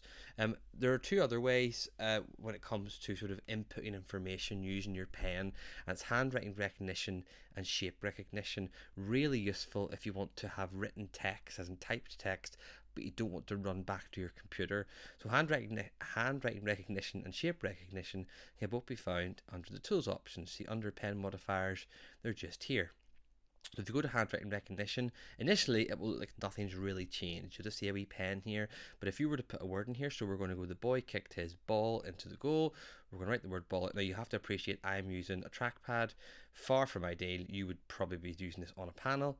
It will turn that word into a text, and I can pop it in there. Just be, I suppose, aware, it will automatically use the last font size and color that you used. So if you happen to know before you're starting, you might want to change that so it's, you know, it fits in, and that's actually perfect. So I'm happy enough with that. Similar to that is the shape recognition tool, and if I draw a shape out here, I'm going to draw a triangle. It's not going to be a great triangle, but I'll draw a triangle nonetheless.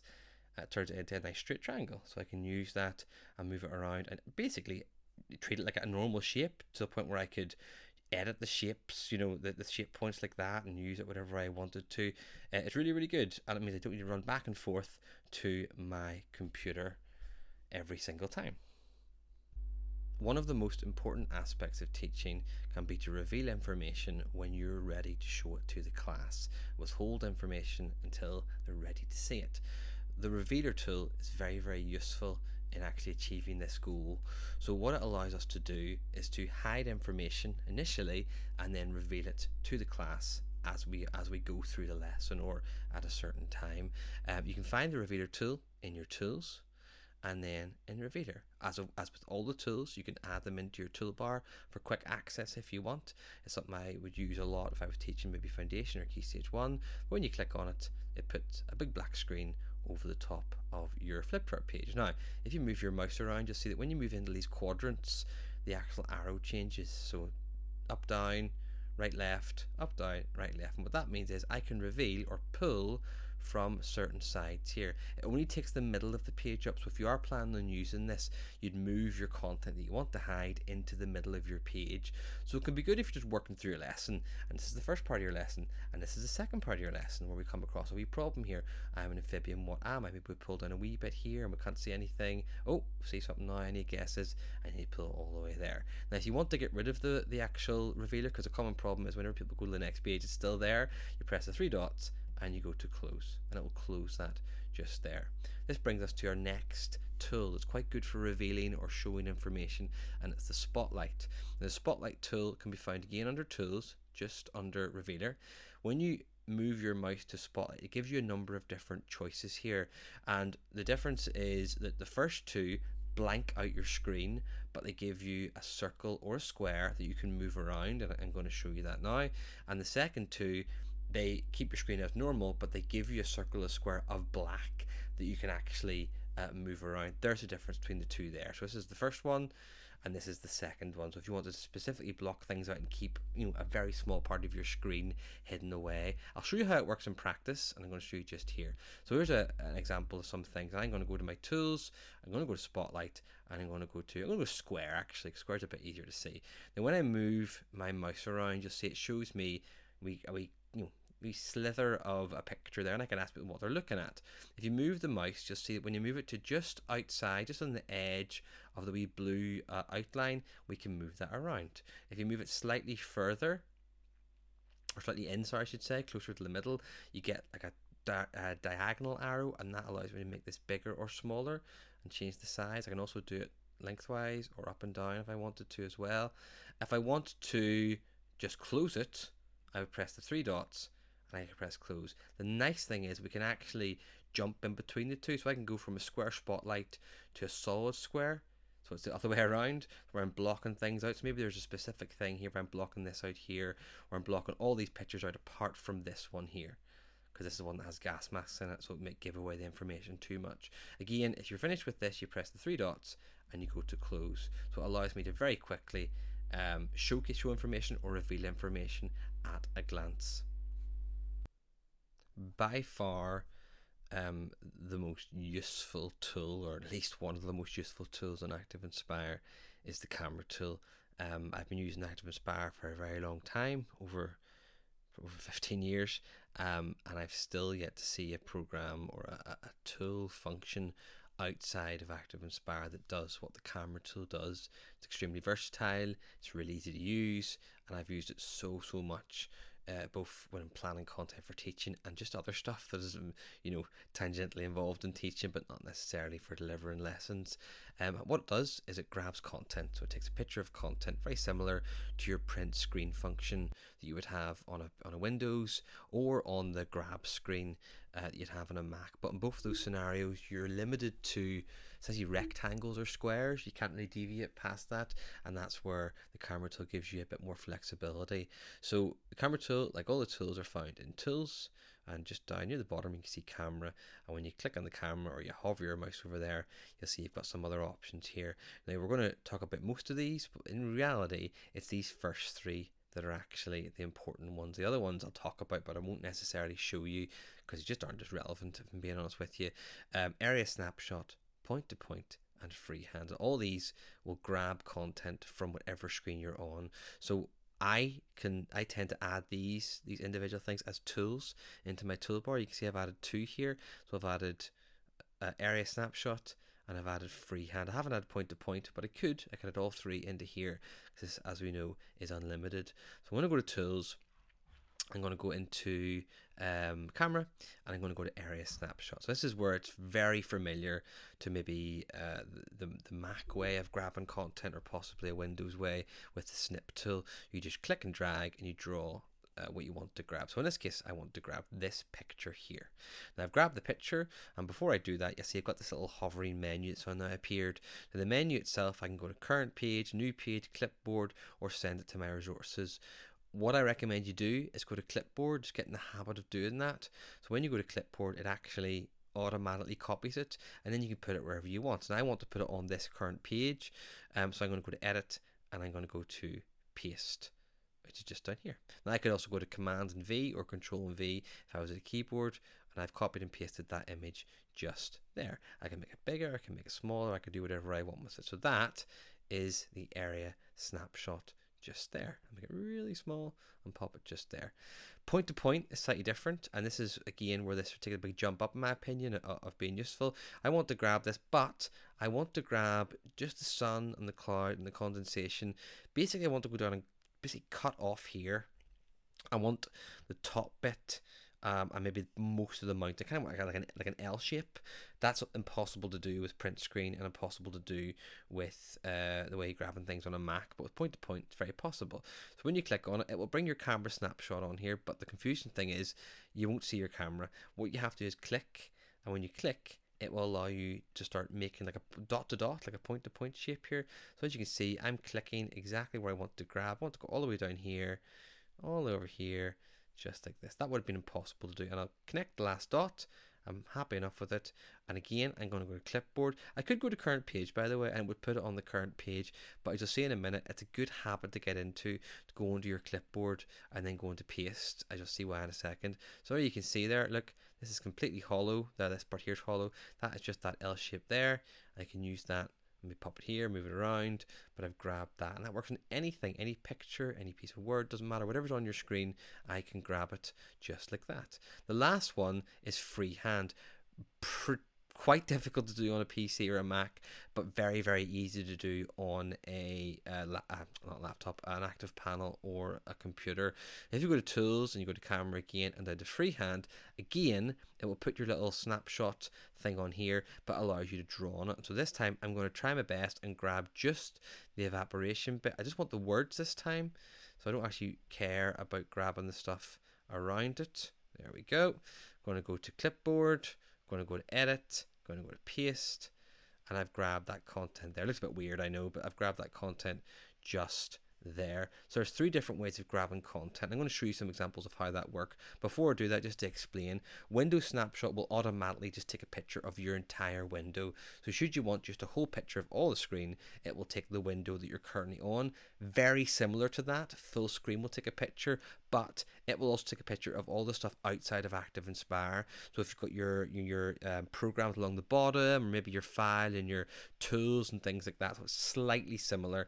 And capture from ActiveView isn't really relevant. It's to do with ActiveView cameras that aren't really used anymore, so I wouldn't be worrying about that.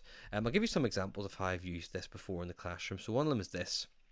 This is a sort of a spider diagram, and I would ask the class or a group of people from all over the UK what this is. Now you will be shouting at your computer or saying what that is. I'm from Belfast, so that's a BAP to me. It's a Belfast BAP.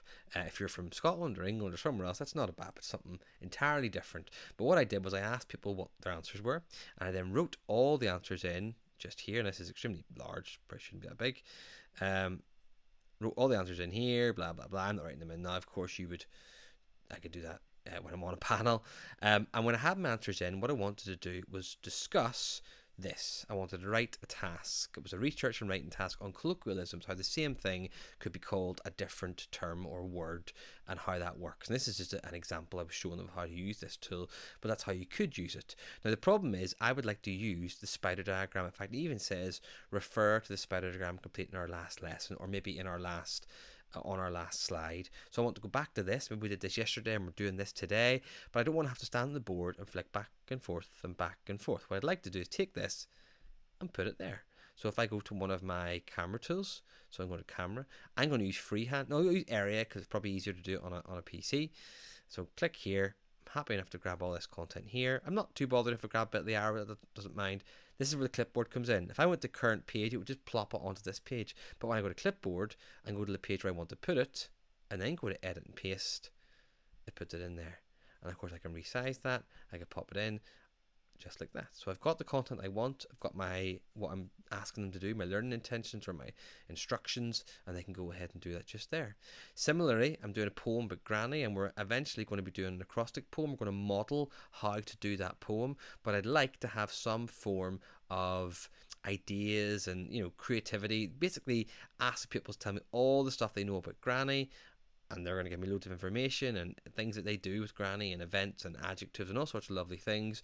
And then we're going to take this by going to Tools, Camera.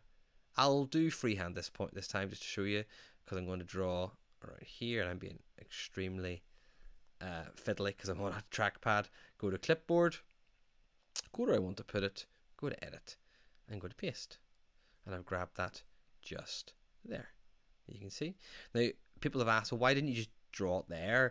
The reason I didn't draw it there initially is because I don't want to limit the amount of space. I've done an example. I've done these sort of a very small amount of content here, but I could do as much space as I want. I could fill the entire screen and still take a screenshot of it and still pop it in here. So I wouldn't be limiting the responses that my pupils are giving me, or the scope for responses my pupils are going to be giving me. I can then still do my how to do it and explain the concept of an acrostic poem and things like that. A really important aspect. There are a number of different tools in ActivInspire specifically for either maths teachers or maths lessons. The first one we're going to have a look at is the ruler tool. Now, all of the math tools can be found, as you can probably see on the left hand side here, under math tools, under the tools function. So if we go to tools, the math tools, we've got a whole ream of different tools here, and if we go to the ruler appears on our screen, just like this. Now, we can move it around by moving the cursor or touching the middle part of it, just here, to move it around. We can make it longer or shorter by grabbing the end of it, just like this. And we can also angle it as well. So if we move our cursor, I'm going to show you, move it to the right, just down a bit, just hovering just above or below the actual numbers. You'll see I get like I can angle it here, just like that. Now what it does give you as well, if you look here, is the angle. If I angle that again, show you what I mean, there is, it's a bit hard for you to see there, sorry, 356 degrees, so just off basically 4 degrees. And again, we can move that around. There's, pull it down there to 0 degrees, so we can be sure that's a nice straight line. So we're going to measure this line here, just an example, so it's 0, and I can pull this down if I want, but really it's just easier. So we'll say 18.5, and then we'll do the same here again, and we'll say just over 13.2. Now I could flip it around and do it with inches if I wanted to, but I'm not going to. Draw a line of 11 centimeters, really simple to do. You just choose your pen tool, and when you hover it over, it will automatically snap. You see how it snaps to here? And you just draw your line, so there's 11 centimeters, just there, just like that. When you want to close the ruler, this is relevant, because as we move on to look at the next tool, the ruler's stuck on our page. You press the little drop down menu here, little 3 dots. On here you can change the parameters, so the bottom scale and the top scale. So bottom scale is inches. I might be easier just to change the bottom to centimeters as well, but you can change to whatever you want. Maybe bottom scale could be millimeters, so even more accuracy there. You can show the angle if you want, turn that on or off, and you can of course go to close. And the set square is remarkably similar as well. You go to tools, you go to math tools, and you go to set square. And again, it's exactly the same pretty much. When you grab the middle of it, you can move it around. When you grab the rotator, you can rotate it, and when you put your finger or the pen tool on here, it will snap and you can draw. And I'm not going to pretend even for a second that I know how a set square works or what sort of functions it does, because I don't have an earthly clue. I know it's more of a post-primary thing and a post-primary function, but it's still very useful, and you can see there how it could be used in different scenarios there in a pretty similar way that the ruler is used. The protractor is far more my speed in terms of what I've actually used, and again, it's sounding a broken record, it's the same thing. So you go to your tools, you go to math tools, and you go to protractor. If you want to move it around, you grab the middle part. I always think this is like a wee sunset or a sunrise, where there's the sun for the main body of the sun, and there's the rays. You grab the little body of the sun to move it around. You want to rotate it, you go to the rays, and it'll spin it around just like that. Okay, there's your angle in the middle as well. You want to make it bigger or smaller, you move the cursor out just to where the numbers are, and you can make it bigger or smaller just like that. So I'm going to pop it over here and measure these angles just here. It's very fiddly for the way I'm doing it. And I'm going to change the color, so I'm going to make it red here. And the reason I'm doing that is when you actually draw the angle, okay, you see, I'm going to draw this as about 50 odd degrees. Now, the reason why this is more difficult for me is it'd be easier if these were filled in. So if I was to go to my 3 dots, you'll see I can choose between a half protractor and a full protractor. But then my arc, I have a choice of my arc. So an arc is just the outside. Closed arc is this. So far easier that way to measure the angle there. So it's easier for me to see that is 127 centimeters. Or, and I would do the same thing again, I go to filled arc. Filled arc is very good because it fills it all in there. That's the one I tend to use the most, if I'm being honest with you, because it's easiest. I'm going to change the color here to blue, and I'm going to fill this in just there. So there you go. It's like a France flag. So I'm going to close this now, because that is for 52 centimeters and that's 125, whatever, it doesn't matter. We could actually work on it later on. What I can do now is I can actually rotate things around. So I can see that angle and those angles are going to be equal. If I can move that around a bit, there you go, are equal, and that angle and that angle are also equal, showing that opposite angles are always equal. I could also do the same thing by looking, if I undo that, by moving these, that angle is the same as that angle, and that angle is the same as that angle. So really I only need to measure 2, and that can help me work out what all the rest of them are. But it's a really useful tool that I used a lot when I was teaching angles. The compass, again, something I've used quite a lot. You go to your tools, you go to math tools, and you go to compass. compass looks just like you've seen here, but when you click on the wee three dots, as you'll see, you can change some of the parameters of it. In reality, what I tend to do is just grab the wee circle bit in the middle and move it around. When you want to change the actual size of your line, you treat it like a real compass. You grab the little pencil holder and you move it just like that. You'll see it'll change the angle you're using on here. And when you want to draw, you just click on here and it will draw a circle. Really nice when you want to draw circles of specific sizes or measure radiuses and circles and things like that. One nice little touch is if I was to draw something out and go backwards, it will reverse it. So I'll show you what I mean over here. So let's say I start drawing here, I change my mind, I go back, it will go back on it, which is quite nice as well. Don't forget to press the three dots to close it if you want to close it. The XY origin tool is a really specific tool. You use it in sort of certain situations. You're not going to use it all the time, but when it is to be used, it's incredibly useful. And what it does, as you probably read for yourself there, is it changes where things rotate. So if I show you what I mean, I've got a couple of images here. I've got an image of a rotator blade, I've got a recycling symbol, and I've actually got some clock hands. So if I click on this recycling symbol and I go to rotate, it kind of rotates. It's sort of rotating around a certain angle. You'll see in a minute. It's more obvious when I do it on this. So that's not rotating the way a rotator rotates, or propeller rotates, I should say. But what you'll find is on ActivInspire, things by default will rotate around the top of the shape. And what the XY origin does is it specifies an axis for things to rotate around. All the things in your page will rotate around that axis. Now I've added it to my toolbar because I used it quite a lot. But if you go to Tools and you go to Math Tools, you'll find it's just in there. And it looks just like this. There's a bigger version of it for you to see. If I was to put this in the middle here, on the shape we just rotated, and then when I go to the rotate option, you'll see it now rotates specifically around that action, around that thing there. If I moved it into here, this will rotate around here. Now the irony is, of course, this will also rotate around that blue thing. So when I move this, it will also rotate around that. So all the things in your page will rotate around there. Just keep that in mind. Really useful from doing clocks. If I click on here and I go to rotate, I could do a wee clock here, rotate around here. Let me show you the difference. I'm going to turn it off here by clicking XY origin again. If I was to rotate this without the actual XY origin, it rotates like that around itself. So really good when you want to specify something like that. Similarly, I've got the earth here, and I'm going to put this in the middle because when I go to rotate, I want this to rotate around the axis of the earth. Now, no matter how hard I pull, you can see my cursor here, no matter how hard I pull or where I pull, it will always say the same distance from the earth. Again, that's a good illustration of how that works in practice. And then something I've used quite a lot is rotational symmetry. Really tough, tricky thing to teach and get across to pupils. But if I put this in the middle of my 4 quadrants, I go to rotate, I can rotate into the rotational symmetry of these here. As you can see, I can move it all around and put them into various positions and things like that. You get the idea. But really, really cool and very, very useful. The other thing that I always use is the dice roller. And actually I put the dice roller, which is just here, looks like this. There you go, into my taskbar, my toolbox, because I use it so much. But again, it's in Tools and it's in here, dice roller just there. And what it does is it rolls 5 dice. You can choose between 5, 4, 3, 2, or 1 dice. You can change the speed at which they roll, very, very slow, very, very fast.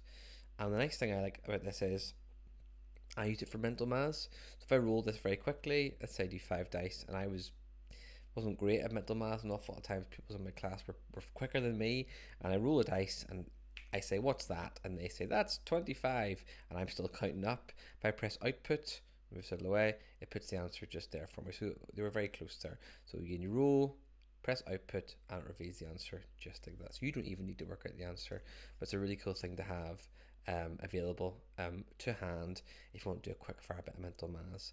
And the last one in Tools or Math Tools is a calculator. Very basic, to be honest with you, but sometimes people want to have calculators up. Maybe they're working stuff out, maybe they're doing calculator work, maybe in P7 or in Key Stage 3.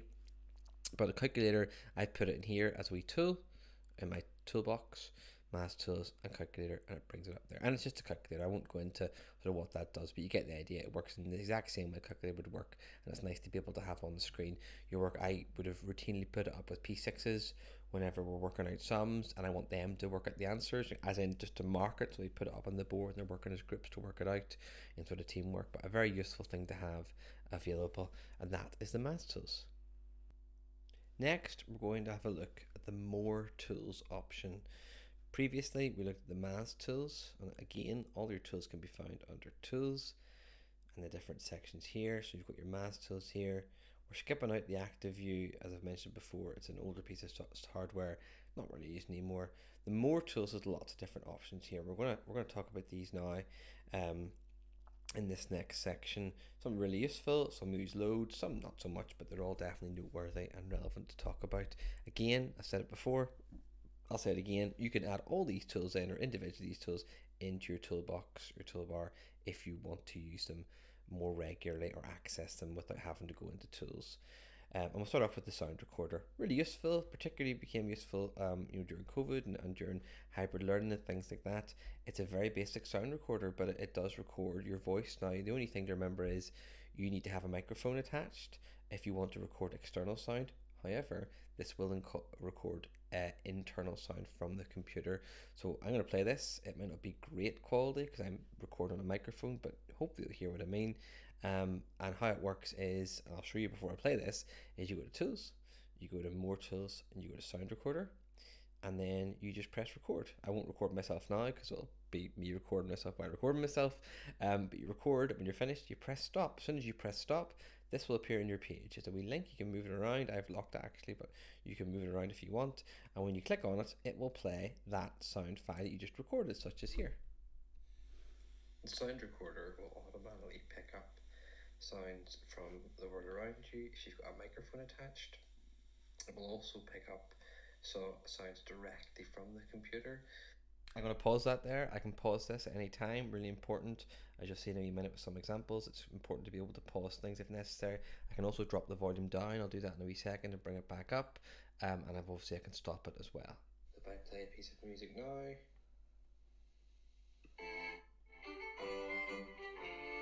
you should be able to hear me with that sound should be a lot crisper because it's coming directly from the computer. So hopefully you got that. That piece of music that was being played was from a YouTube video, but it was on the computer itself, and it sounded an awful lot crisper than my voice, even though my voice was using a microphone. And that is really important because it means I can record either external sound or internal sound as well. So really useful, and you can add as many of them as you want. A cool feature of this is once you embed a sound file, so you record something and it embeds in, it's there permanently. You don't need to worry about moving the sound file. Let's say you take that flip chart you've made and you make it on a Mac and you take it into school and you put it in your PC. That sound file will still work. It won't matter if you won't need to transfer individually sound files and links and things like that. Once it's in there, it's embedded into the flip chart. Now the screen recorder, pretty similar, but it just records the screen. Again, very useful for hybrid learning if you want to record concepts or content. So again, you go to your tools and you go to more tools and now screen recorder, and it gives you two choices. Full screen does the full screen, as you would imagine. With area, pretty similar to what it's like when you're using the camera tool. You choose the area you want to record, you press launch recorder, and this is what you will see. Now, I'm not going to do it now, I'm going to cancel it here, but it'll record this content here.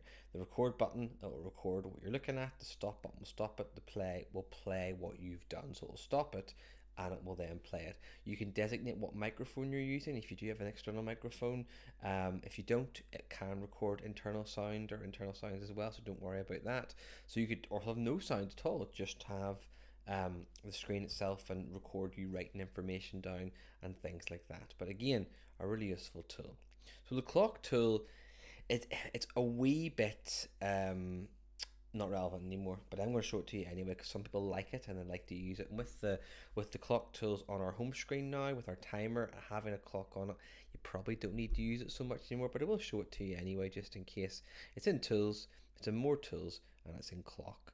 And when you've got the clock here, you've got a number of different options. Hopefully you've been able to see that there, but you've got your clock here, you have different times, digital and analog. Maybe if you want to look at digital, it becomes a bit more relevant, or analog as well. You can make this bigger and smaller, so that might be the only argument really I can see for using this, is this can be made a bit bigger than the actual clocks that we have on the home screen. You can pause this as well, and you've got a countdown and a count up option here. If you choose countdown, you choose what you're counting down from. That would be from 2 minutes. You can reset it, you can repeat it, you can even add a sound at the end or even after a timeout as well. So there's loads of different options you can use there, and it's something I used to use a lot when I was teaching, having a countdown for kids to keep them on board or on task, where I would tend to just use the clock on the timer on the home screen now. But again, a really good classroom management tool if you want to use it. The next one is ticker tape, and again something I used a lot. So ticker tape again is found in tools and then more tools, and just here. What it does, it puts 2 boxes on the screen, and I've taken screenshots for you here, but I'll show you them, sort of the live versions here. And what they are is they control what is being scrolled across your screen along the top here. You see it says enter your text or text message, and that's because this is what's written on here. So if I wrote down copy down page 54 and read page 2, if I spelled that right, page 2 to 5, okay, something very basic there. It'll scroll across the screen. Now what I can do, if I want to speed that up or slow it down, I've got a little pause option here. This is the speed option. I can do the speed by dragging this little orange thing here. That's far too quick, obviously, they wouldn't be able to read that. I can pause it, okay. I can also change the information. If you click on the little 3 dots, it allows you to change the information. So I can change the font, I can change the color, I can give it some cool 90s drop shadow if I want to as well. I can also change the background. So what that means is screen or color. Screen means it hovers over the top of your page. Color means you give it like a banner, and the color can be changed here as well. We can do all the same things we did with color before. We can use a color wheel, we can use a dropper to choose our own specific color, and we can choose where it is, the top, middle, or at the bottom of the screen. I tend to use the top, to be honest with you, but it's entirely up to you. What you can also do is you can create a new ticker tape, open an existing one, and of course that means you can save them. So you could save this, say it was a specific instruction you want to use every morning, you could save it so you didn't have to retype it every single morning. When you want to get rid of it, when you press OK, it stays on the screen. So the way you get rid of it is actually closing both windows, and then it will close. But again, once you start using it, it's something you may use every day, and really good for sending message to your class without you having to continually say it again, which, as you know, can be very useful. So the web browser again is another one of those things. It's a wee bit redundant, but I'll talk about it anyway.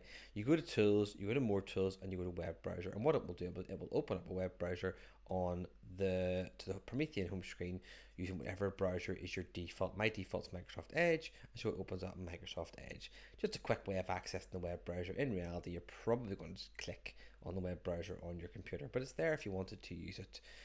The spell check is also really useful if you are being observed, or you want to double, triple check that your spelling's all correct in your individual flip charts. You go to more tools, you go to spell check flip chart, and it will go through your whole flip chart, and it will pick up all of the words you've used. Now, sometimes it's not perfect. Sometimes downloading, for example, it doesn't get that. You can ignore them. You can add it to your dictionary. You can go to done. I'm going to go to done, and it will generally stop you where you are on the page. So I'm going to go back to where we were there, which was just here, and it's a useful thing to have. So it's good to check, and especially if you have a longer flip chart. Mine's 120 pages, so that's really useful for me not to have to go through the whole thing, line by line, to make sure it's all correct. And then the last one is the teacher lock. So teacher lock is fairly self-explanatory, but it locks your panel, or locks your ActivInspire flip chart, I should say, so pupils can't change anything. You can put your password in, you can change the password as well. Don't worry if you get locked out of it, there are admin tools that allow you to get out of it, but it's just a cool thing to have if you want to add that extra layer of security. You go to tools, you go to more tools, and you go to teacher lock, and it'll bring up this little menu here, and you'll be able to add a lock, and when you come back to it, unlock it. And that is the more tools. Next, we're going to look at the object menu tools. Now, these are tools that appear whenever you right click or you click on the menu option when you're clicking on a object. So for example, if I was to click on this, which is an object, and I click on this icon here, it brings up the following options here. So you have property browser, action browser, and you can go through them all as we're going to do now. And we're going to take these, or most of these, one at a time and show you what they do. So these are tools that affect an object. Now the first two, the property and action browser, are quite large, quite broad, but they're really important. So the property browser is the first thing. So if I click on an object and I click on property browser, it's going to bring up the property browser just here. Now, if I shrink these down to show you what I mean, it looks a little bit like this. Now you've got identification, appearance, position, label, container, rotator, restrictors, and miscellaneous. Now rather than me sort of keeping that in the way, I'm going to show you what they are. So I'm going to take you through what these are in the property browser and what they do. Some are more important than others, quite honestly, and some you'll use maybe a lot, some you probably never use. Identification is a section that gives the object or the page a name. I should point out that if you didn't click on an object and you just went to view and browsers, you can bring up the property browser in a different way, and this will show you information not on the object, because I haven't clicked on an object, but on the page itself, and that's why you've got page as an option. So again, might not be relevant, it was just to show you a little bit on what that is or what that does. So that is identification. Appearance allows you to change elements of maybe a shape or that object. It could be, if it is a shape like an auto shape, you can add transparency to it or maybe add a different color. Again, it's sort of things you'll probably be able to do anyway with the fill tool. You'll not really use it too much. Position, again, it shows you where the position is in the page. Those top three are things you're probably not going to use too much. In terms of the label, it allows you to add what's called a tooltip, and I'll show you what that is when we get to that section. Containers, rotators, and restrictors allow you to not limit, but specify the movement of an object. So you can restrict it to a certain path, you can contain it within a certain box, or you can make it rotate upon itself. And miscellaneous have some other settings that we'll have a look at. So we'll have a look at the first one here, and it's label. Now, as I said, not all these are going to be massive, hugely important things, but it's useful to show you. We've skipped the first three, as I've said, identification, appearance, and position, and jump straight on to label. A lot of the stuff I click on here, and I go to my property browser, I'm just going to show you there. Identification, appearance, and position we're going to ignore, and label we've got open here. Now, in reality, most of it's not too important, but the caption is what's important here. And what this allows us to do is this allows us to put a message in there. The message could be anything. It could be a series of words, it could be one word, it could be whatever you want to. Change the font, change the size, change the color. And what we're looking for here is tooltip, and what that will do is it will allow me to automatically, when I move my mouse over here, this message here will appear. So if I come out of edit mode and move it across here, just there, wrong one there, sorry, I had to unlock that, that's probably why. Try it again there. Okay, it didn't work. Try it again.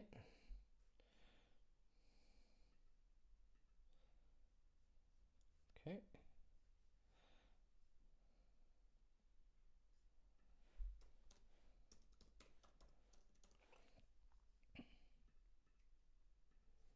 There you go. So I'm able to move this across. I don't know why I didn't do that. I must have pressed delete by mistake. And when I move it across, it puts a message. And that's quite useful, because what that allows us to do is, if I wanted to have a sum or maybe a little circle, and as the kids or the students touched it, it would display a message and what I'd asked them to do. Very good if I want to either remind myself of something. I could have maybe a PDF here or a screenshot from a PDF. When I hover over it, it reminds me that is on this website here, or you get the rest of it over here. So it's good to remind you or the students of information, and you can add these to absolutely anything, whether it's a text box, piece of text, a shape, an object, whatever you want, you can add it to it very, very easily. Next is the containers. Now the containers are really cool, and it allows you to, as you'd imagine, contain certain objects. And I've got a little 8-step guide on how to do this, and I'm going to do it for you now. So what you do is you click on the shape that you wish to be your container. In this case, we're going to use this one here, and then you open up the property browser. You can right click here, or you can click on the menu and go to property browser. What we're looking for is the container options. I'm going to get rid of all these just so I'm not getting muddled, and open up the container, which looks just like this. You've got can contain, contain rule, reward sound, things like that. So what we're going to do is we're going to change can contain to specific object. So at the moment it says anything, so anything can fit inside this little square. I'm going to go to specific object, and then you click on the item that you intend to go into this container. All right, so I'm going to click on this one. So it's going to be number 4. So this item this box will only hold the number 4. Okay. You're going to go back to contain options again. So find it just there, all the way down there. And what we're looking for is return if not contained. You set that to true. Now the irony is you actually do this for all these as well, so you can actually do it together. You can grab all of them. So I'm just showing you how to do it. So I grab all of them at once and go return if not contained, set it to true. So in theory, when I go to here, that should be the same for there. There you go. Should be the same for this one. True. And double checking. True and true. And what that means is, in theory, whenever I try and drag the 2 into this box, it should bounce back. 3, 1, and 4 should stay there. Oops. Okay, did not do that. Let's try it again. Let's go to property browser. Let's go back down to container, specific object. That's why we forgot a step. So there you go. You missed things. So I've missed a step here. So when you want to say specific object, you have to specify what that object is. And to do so, you click on the 3 dots and choose that object. Now this allows you to see all of the objects on your page. I want 4, so I click OK, and that should be me now. So I click on 3, won't go in, 2 won't go in, but 4 will go in, and it'll stay there, which is really good. So there you go. That's how you do it, and you can follow those rules to work it out. Similarly here, we'll do exactly the same thing. We'll click, let's see if I can remember it this time. We'll click on our square. We'll go to our property browser. We'll go down to container, and we'll go to contain specific object. And this time we'll specify that it's going to be the purple star. And then we are going to highlight all of the stars, go back to our container, which stays open, which is quite useful, and go to return if not contained, and set it to true. And so when I put this in, it shouldn't work. There we go. So I put here, that's the wrong one there.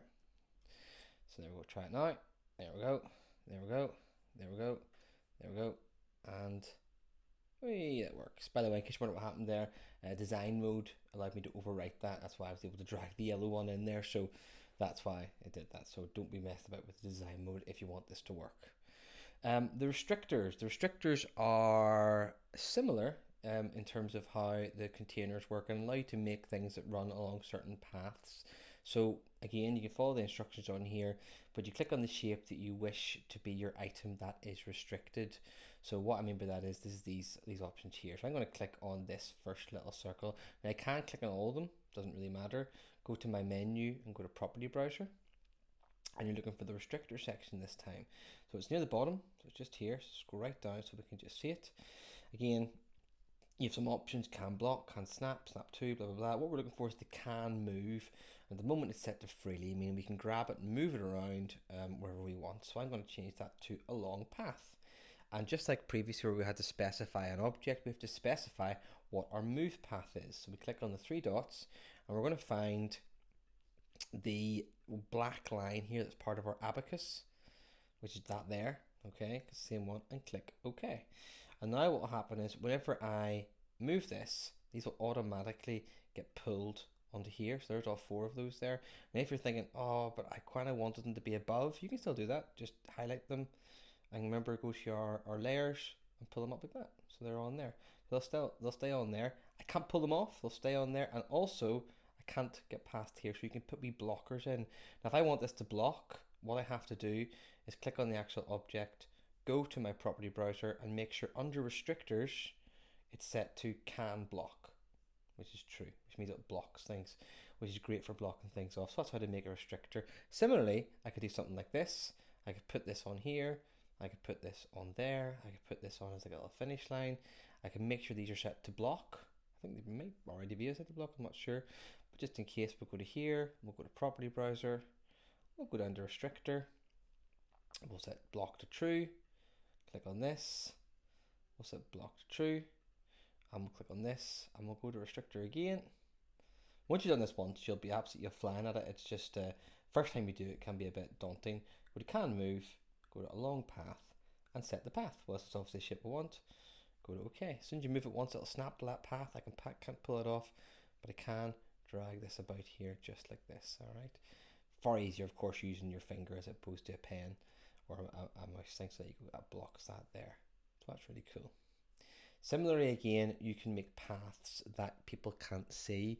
So if I go into edit mode, you can see I've got a white pen drawing. So I just drawn a white pen. I've just drawn a big line here, big curvy line, and I've made it white and I've put it into the background so you can't see it because it's on white here and this is covering it up. And I've set this to go into a path, and I'll show you what the path is. If I go to property browser and down to restrictions, you see a long path, and the path is going to be a drawing, and it's going to be that there. So that whenever I come out of here and I go to grab this, it will go along this path. I can't pull it anywhere else and slot it into here. Okay, and then I could do my hundreds, tens, and my units. If you want to use this, by the way, you could do loads of these. You could just change the text. Remember, go T for text, and you could change this to whatever you want. You could use this if you want as 100, tens, and units when you're doing place value, or you're studying those sort of things in class. You can certainly use them. We can also restrict text, which is really useful as well, especially when you have a lot of content. So what I've got here for MLK Day, I'm trying to look at the famous speech, okay? And I want to essentially have all that information on the page, but it's a really long speech. There's too much information. If I had it all on the one page, like at an appropriate font size, it'll be tiny and really hard to read. So what I do instead is I click on the text box, and I go into the same ones as before. I go to my menu and I go to my property browser and go down to restrictions.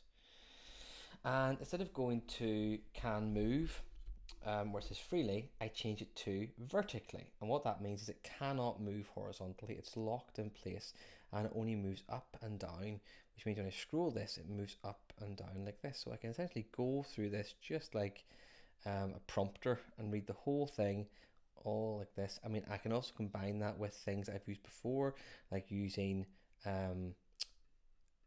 MP3 files that I've added in as well. Click on here. I'm going to skip here.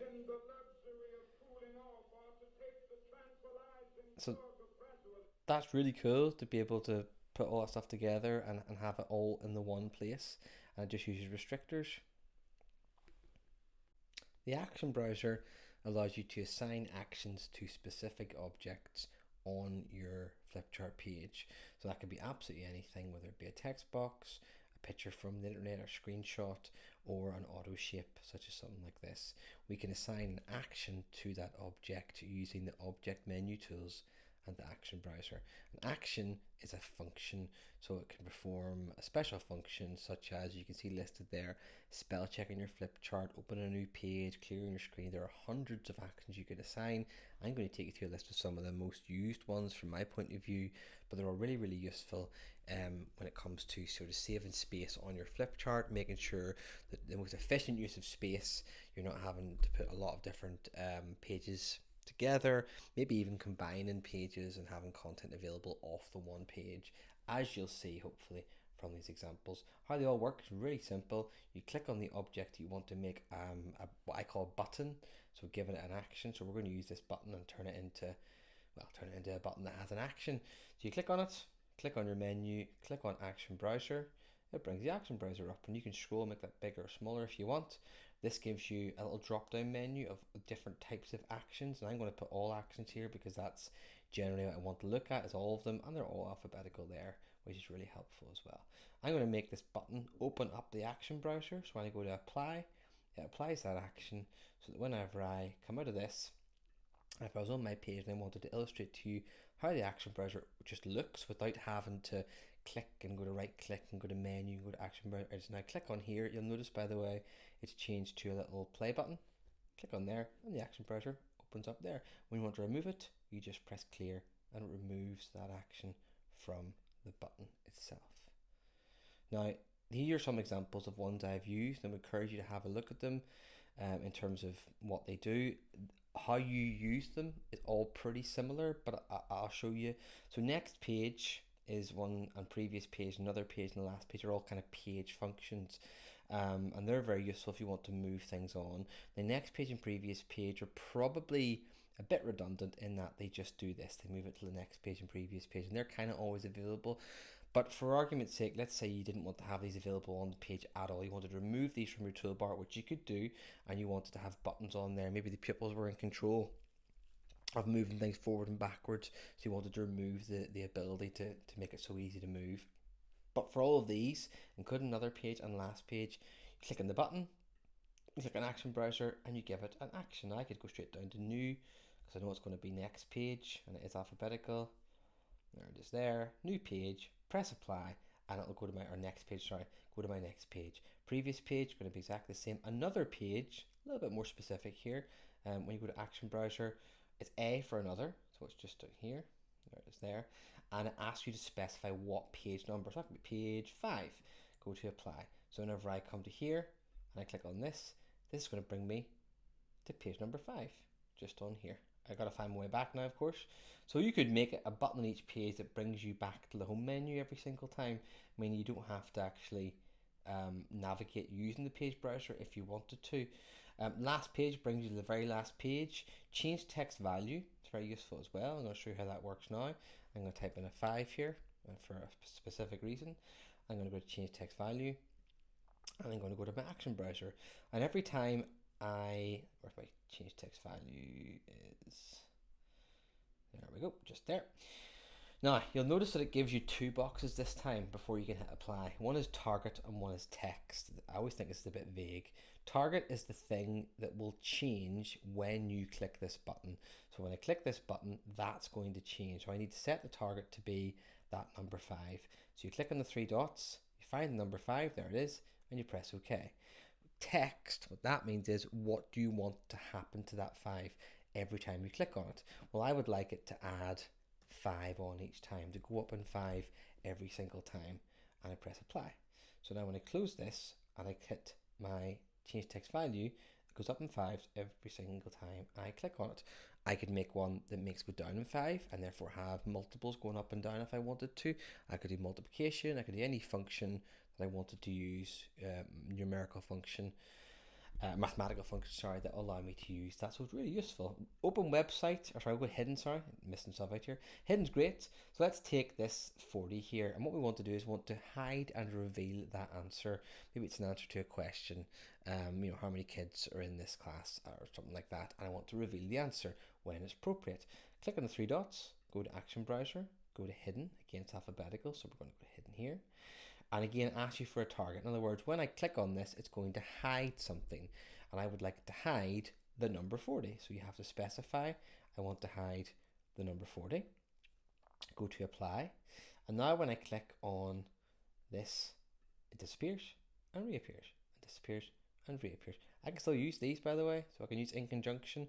In fact, what I could even do is I could hide it, add up here, and it'll change while I'm doing it. Okay, here's the cool thing about the hidden feature. It's not actually hidden, it's still there. So when I click on there, it is still there. Okay, it is actually still there, but when I click off it, you know, it's just being hidden out of sight. Open website is a pretty self-explanatory one, but still a very useful one. When you click on the button and you go to Action Browser, and you go down to Open for Open Website, jump past it there. Only thing it'll ask you for is a specific URL. So I could type in Google or National Geographic or a specific website I want to access. And when I click on there, it will open up your browser to that specific website. Really good if you wanted to very quickly access content or get pupils to access content. YouTube links maybe are particularly useful as well if you're trying to access YouTube. And there's specific videos you don't want to navigate and have to search for things. Open Flip Chart does a very similar thing to that, but it accesses a specific flip chart. So go to Open Flip Chart, it'll open up a specific flip chart that you're going to find. When you go to Open, it opens up and you find the flip chart you want and you open it. Similar for Open Document, File or Sound. So if I go to my Action Browser again, Open Document, File or Sound, the difference here is with a specific document, file or sound, it asks you to specify that document. So if I was to go to specify this random screenshot of the new ActivInspire and go to apply, it will ask me a little bit of information, like where do you want to store this in the flip chart? Do you want to store it as a link, as a text? What do you want? So I'm going to go to press OK, and what we'll see now is when I come across here, it opens it up here just like that. I can't make that bigger, by the way, so don't worry, but it shows me that picture. So that's good for storing stuff that I don't want to have in plain sight. Here's some examples of these being used in practice, and I'm going to explain what I've used. This is the hidden feature, and all I've done here, as you can probably see from the arrow, is I've hidden each of these. These are just auto shapes, and each of these just been hidden. So when I click on them, it reveals them, and when I click off them, it takes them away. And the little frame behind it is just a frame I got off Google Images, so nothing particularly special there. But again, that's very useful, very quickly being able to use, you know, a mathematical resource like that, but make a digital version of it. A really popular thing I've given to teachers over the years are these attendances, and they're not attendances that involve any form of assessment. It's just, are you in the room, are you in school? And this is one was made for a class, for a foundation stage class, a nursery class, and the idea is they click on their little icon and it says they're in. And it always looks really complicated, and people tend to ask, how do you make that? That looks really difficult. And it's not, it's just using the hidden feature. So if I was to go to my design mode, which remember overrides a lot of things, including things like hidden, if I click that, nothing happens now, to show you how this works, sort of behind the curtain. When I move this across and I go back to normal mode, you'll see how it works. If I click on this, it hides the robot picture. It's still there. That's why when I move my mouse over it, it still turns to the wee play button. It's still sitting there. So as long as I set it over the top, all I do is change this each time, so back and forth. Now for the purposes of you, if you wanted to do this for yourself, you don't have to make a new one. Of course, you have the tools to be able to do that. If you just click on the names, you can change the names to whatever you want, and that could suit your class. Taking that a slight step further, or make a bit more generic, it could be something like this. Again, it's the exact same thing. If you want to use this, you're more than welcome to. You can change the names, and it'll be for your own class. We've jumped it up a wee bit, and we've decided to look at things like lunches. So again, you can change the names, and a lot of teachers do want to use this, and you can say if they're in or not, things like that. What you can also do here is you can put little rings on here as well, so you can if they're having a packed lunch, get rid of it, or they're keeping a packed lunch, so you just get rid of the ones they're not having, basically. So at a glance I could see that all these people are having dinners and all these people are having packed lunches very, very quickly. And again, they're still there, so they haven't gone, but it's quite useful at a glance. The cool thing about all this is you can reset this page if you hit the reset button, and it'll reset the page exactly what it was when you last used it, or when you last saved it, I should say, which can be very, very useful. This is made for a foundation stage class, again still using the hidden feature, and at a glance I want to be able to say that it is Monday. In fact, it's not today, it's Tuesday, and it's the 4th, and it's July, and it is quite cloudy today, and a wee bit rainy, and actually a wee bit sunny as well. Again, I can reset the page just like that. So there's some examples of things you could use. We can also use things like adding in sound files. So although these aren't specifically using these things, I am able to pull this map open, which is quite cool. And one of the things I haven't really talked about too much is been adding in media. So if I go to insert and go to media, I can add in a specific sound file, like an MP3 file. And I've actually found an MP3 file and I've added it in here. If I click on there, it will play the music. You should be able to hear that. I'm not going to play it overly much there. I can bring the sound down, I can turn it up, I can pause, I can stop it entirely. I can open this up here. But that's just an example of how you could use sound as well, which is quite nice. The change text value is used here, and change text value is used, as we saw earlier, to make things go up or down. And I've just used these to make them go up or down. And like I said earlier, we've made ones here where this goes up by 7 and goes down by 7, go up by 8 and down by 8. I've made what's called a wee times table scroll. People are able to come up, use this, tap on the numbers to make it go up or down, and in that way they're able to have a good idea of how to do their times tables, how to get their numbers all laid out, things like that. This is slightly similar, still change text value, only goes up by 1 each time, but we can use it for an understanding, or we could use it for an emotional well-being angle. Again, people can come up and tap rather than having to stand and hold their hands in the air. Again, very basic, but using the quiz, anything can be a button, anything can have an action assigned to it, even these wee lightsaber arrows we've got here as well. And that's it. The convert to text and convert to shape tools are very useful when you have pre-made or pre-existing writing or shapes that you wish to formalize or standardize. Basically make it look as if you've typed it out or used an Autoshape for it. So if I had a word written out here, and I'm being extremely careful writing this out because I'm using a trackpad, it is far easier using it on a panel, when I click on it and I go to the menu tool, I get the option to convert to text. It'll analyze it and turn it into text. I can edit it and change it any way I want, to make it larger, change the font size, do whatever I want. Similar for a drawing. If I drew a shape out, I'm going to draw a random one, see if it does it over here. I'm going to go to my menu and convert to shape, and it converts it. Now that's not as an irregular shape obviously, but that's very irregular. I can move it around, I can use it like a proper shape, and apply all the same tools and rules I would with a proper shape. I can even use the edit shape points to edit content as well and continue editing it afterwards.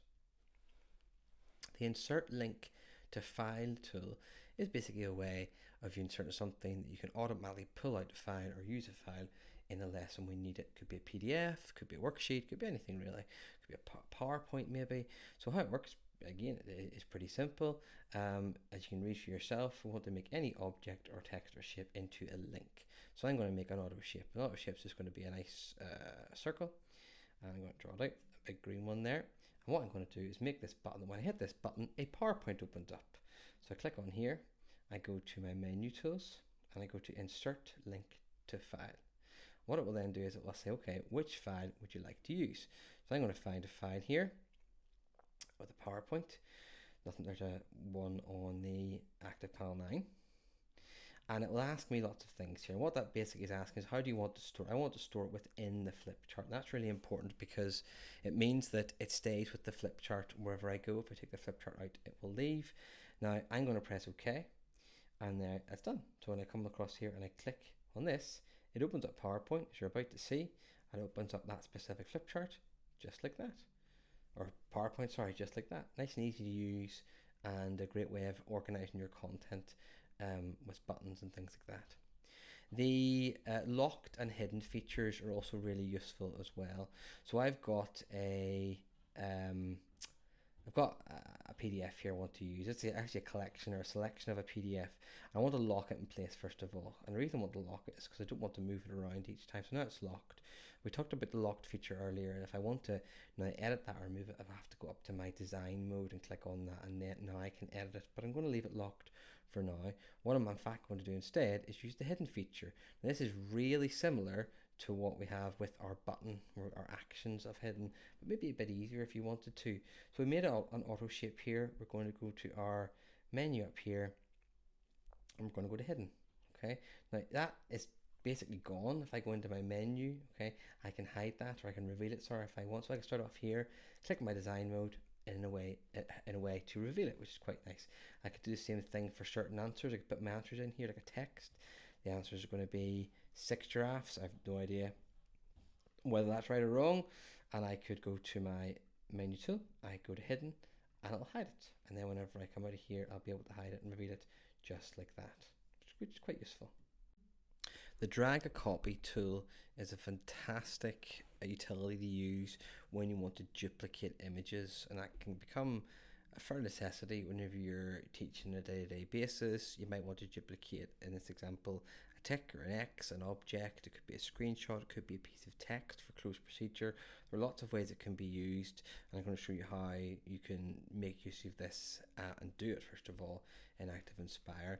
It's one of the object menu tools, so first and foremost all you need to make sure is you click on an object, and you're clicking on the object you wish to duplicate. In this case, we're going to duplicate this tick. So we click on it, we click on our object menu, and we go down to where it says drag a copy. There's what it looks like there, nice and blown up.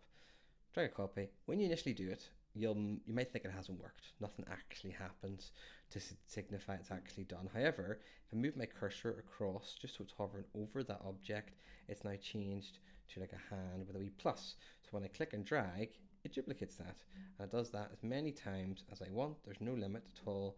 It's completely unlimited, and it'll always be the same size as well. I can do the same for this to show you. So click on the object, click on the menu, click on drag a copy, pull it out just like this. Now what I can also do is duplicate multiple objects at the same time. So if I was to draw out a nice green square here and then change that to maybe a yellow square at the same time, I could group these together, as we talked before, and duplicate this grouped shape. So if I go to drag a copy and I go to group this, it will duplicate that. And that works for as many different shapes as you could possibly want. Here's some examples. So for example, for using maybe a mark scheme, and you could set these out and have them drag a copy, so that when you hover over the mouse, you'll be able to drag them out, as you can see, just like that. This is another example I've used quite a lot. This is a table maker, an interactive table maker. The idea behind this is it's nice and easy for you to make a table without having to use text boxes or shapes, because they can be really fiddly. Instead, we just have a line here and a circle, and these are grouped, so it's 2 objects there and it's 2 objects there. They're just grouped and they're set to drag a copy. So when I click and drag, it draws a shape out. So I'm doing a table. All I need to do is click and drag to make my axis here and here. So there is 4 axes there, and there is another 2 just here. And this is really good because I'm able to add as many of these as I want. I can also change my mind and add as many of these in without really much fuss or without any difficulty really. I can also obviously reset the page, so it's just like that. Use my reset page option from my toolbox as well. You can add loads of things. It could be money, so I can add some money in here. These are all clip art I've added in. I can drag out. These are unlimited, fantastic for plenaries and things like that. Again, you can reset the page, so you don't need to bring it back each time, which is really, really useful. It could be for classroom management, just little auto shapes here I've put on. The pupils can do this as well, and we can reset the page to what it was like at the start. The clear tool is a really useful tool when it comes to getting rid of annotations, objects, or any other element of your page very, very quickly and very efficiently. Generally in ActivInspire, you write a lot of information down with the pen or with your finger, depending on what piece of hardware you're using, and it's really useful to get rid of all that at once without having to go to your eraser and rub it all out there. So for example, if we go to the tools and we go to highlighter and say I'd highlighted all this information on here that was really important and very relevant to my class, and highlighted over here, and then I got my pen, I'd written some instructions down here and maybe drawn a few arrows and basically covered it and stuff. I want to get rid of all that without having to go to my eraser and rub it all off. If you go to your clear tool, which looks just like this, it gives you some options, and you can probably read them for yourself, but clear annotations will get rid of all of those annotations that you've been using. So it gets rid of all of the writing, the highlight, anything you've drawn on. Clear objects gets rid of any object you've put on the page. Now, that kind of covers everything apart from annotations. So if I go back a wee step and I want to get rid of all of the objects apart from my writing, I could go to my clear and go to clear objects, and I'll keep the annotations but get rid of the writing. Clear grid is if you have a grid on the page, it'll clear that. Clear background, if you've set a background, you want to get rid of it, it'll get that. And clear page won't clear the page entirely. It'll give you a brand new page straight to use without having to go to delete everything or grab everything. I'll show you an example of how we could use this, and it'll be something like this. So I get pupils to come up one at a time and write some information on a leaf, tell me all about themselves at the start of a school year, fill in the information in, and as they go, we do 4 at a time. And then when we finish, I want to put this information, blah, blah, blah, onto, or get rid of it and move on to the next 4. I go to my clear, I go clear annotations, and it moves me on. The grid designer is a really important and useful aspect of ActivInspire. It's a tool that allows you to access the grids that are available on every single flipchart page. Every single flipchart page has a grid on it already, but by default it's hidden, and the grid designer not only allows you to see the grid but also to manipulate it to make it bigger, smaller, and make it part of your lesson should you wish to.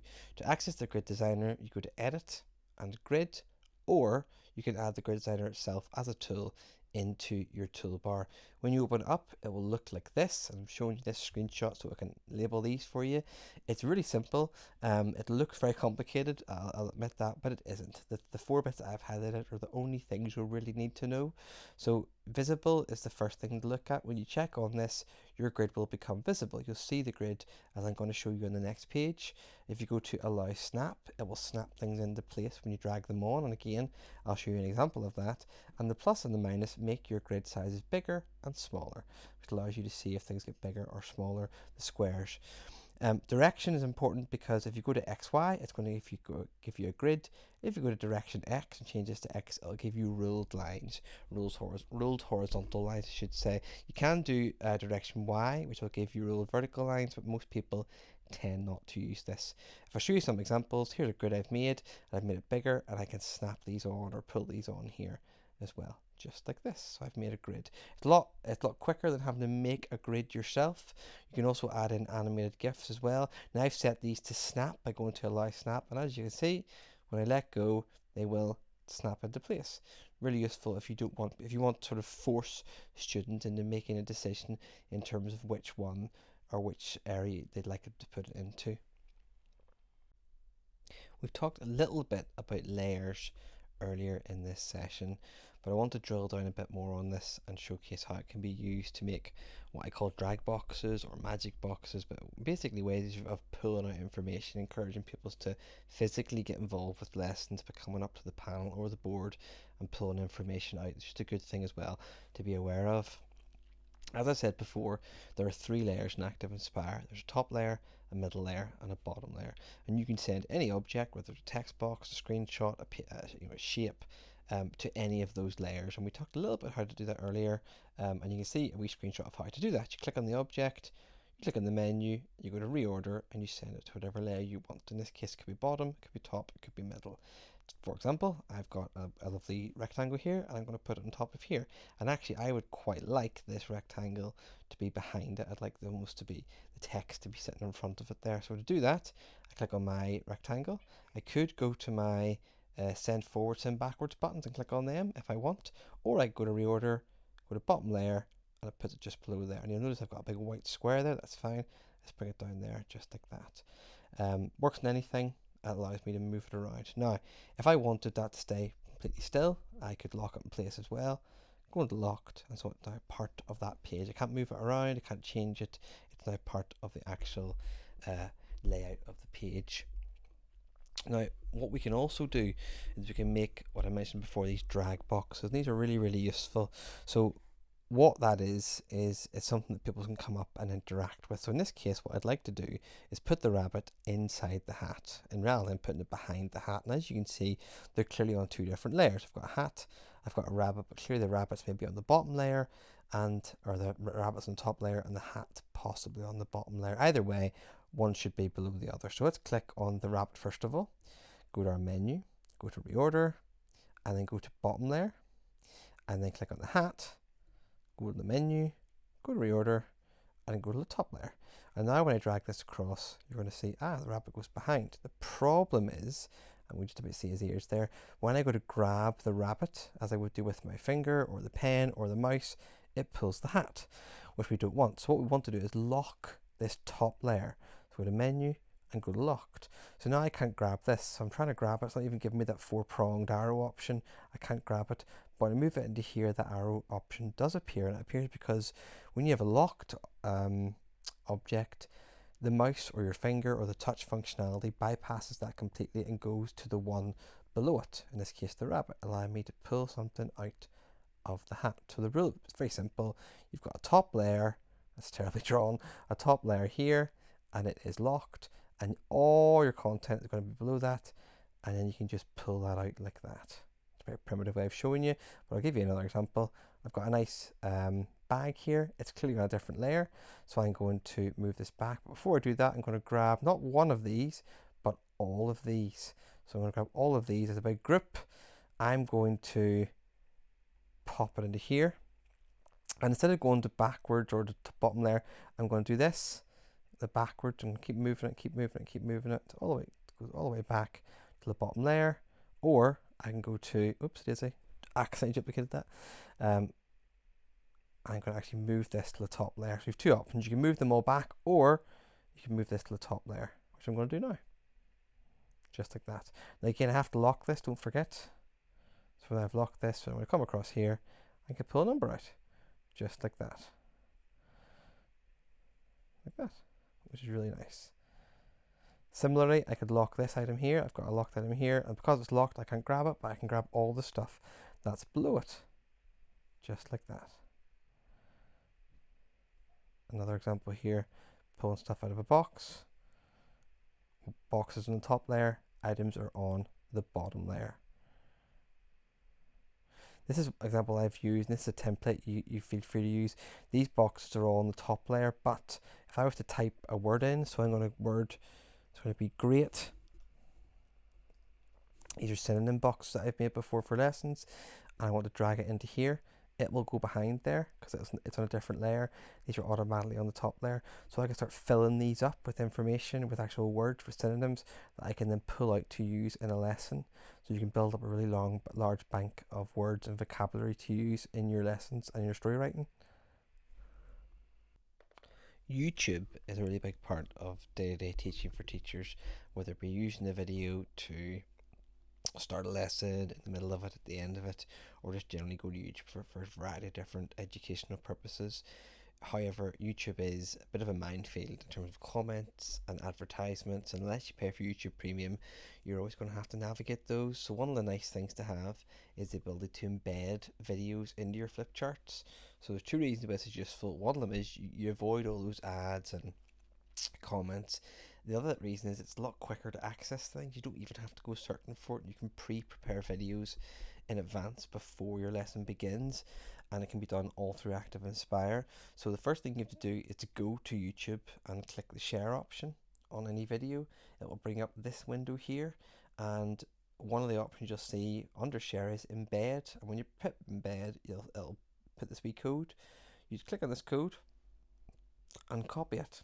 Then when you go into ActivInspire, you go to Insert, Link, and Embedded HTML, and just paste the code into here.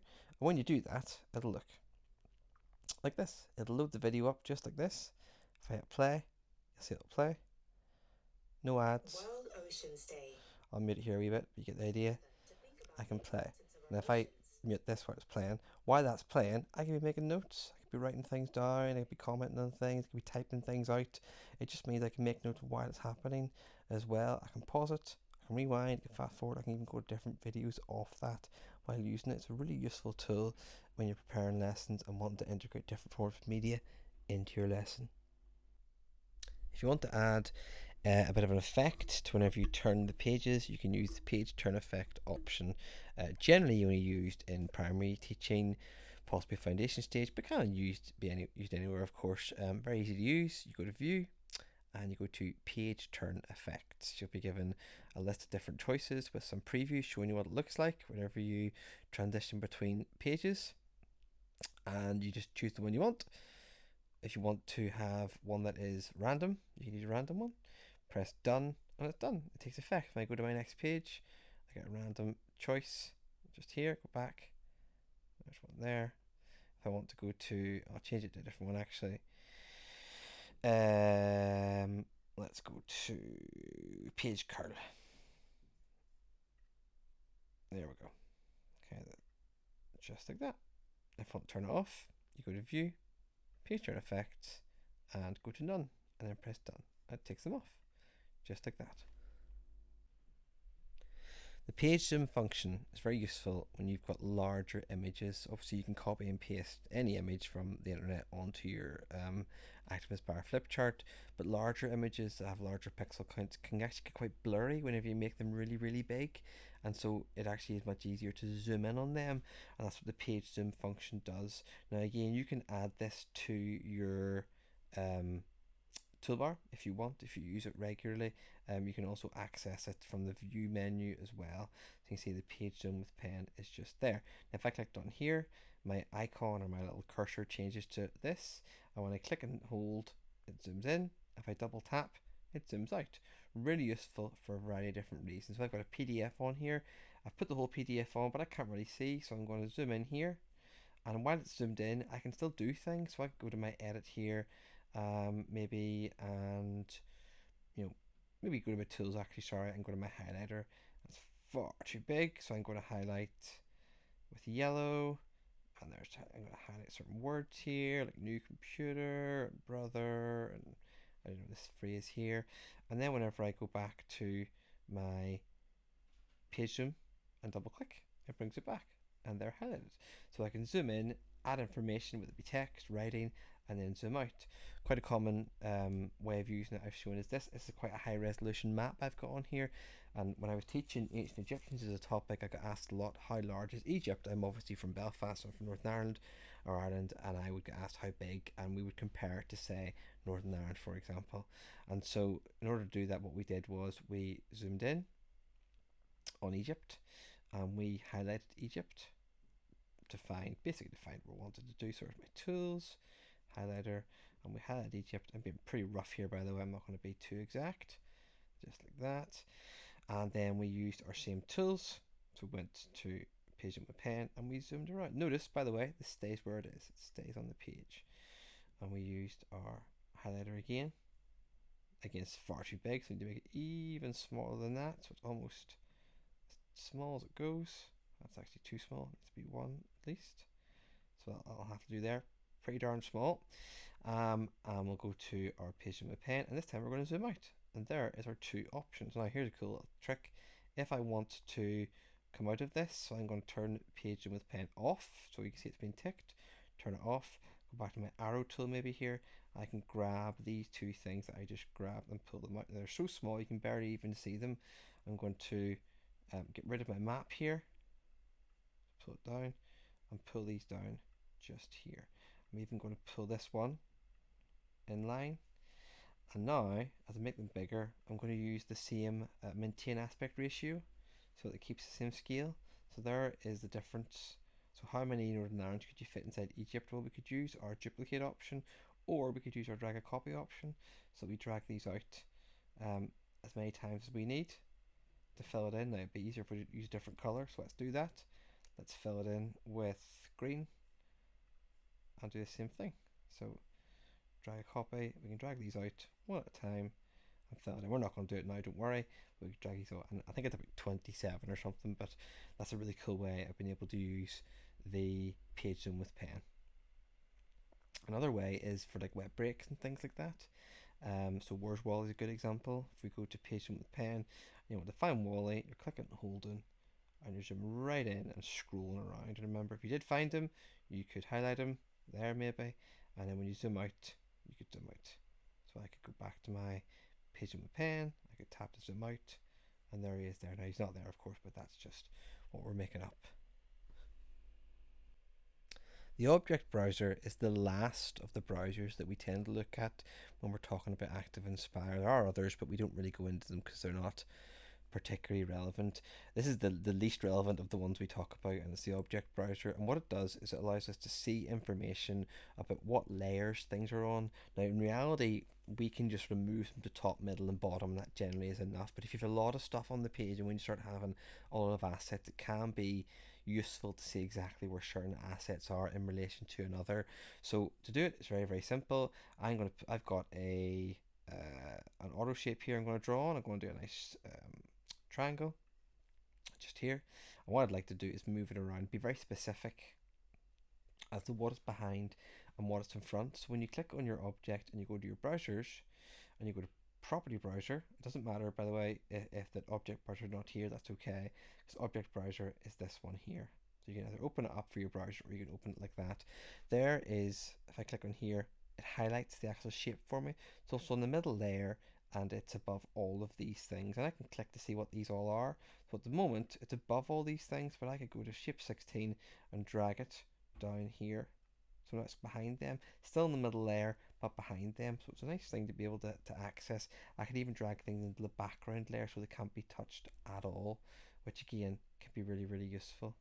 This is a good example of how we could use it. I've got a number of things, and yes, of course, I could click on these and move them around by clicking on here, but it might be quicker and a bit easier if I open up my property browser and go to my object. I can very quickly see these are all labeled here. So there's my red, and pull it to the front, orange, yellow, green, blue, indigo, violet, all done there, perfect. So they're all in the right order there, just as I want it to be.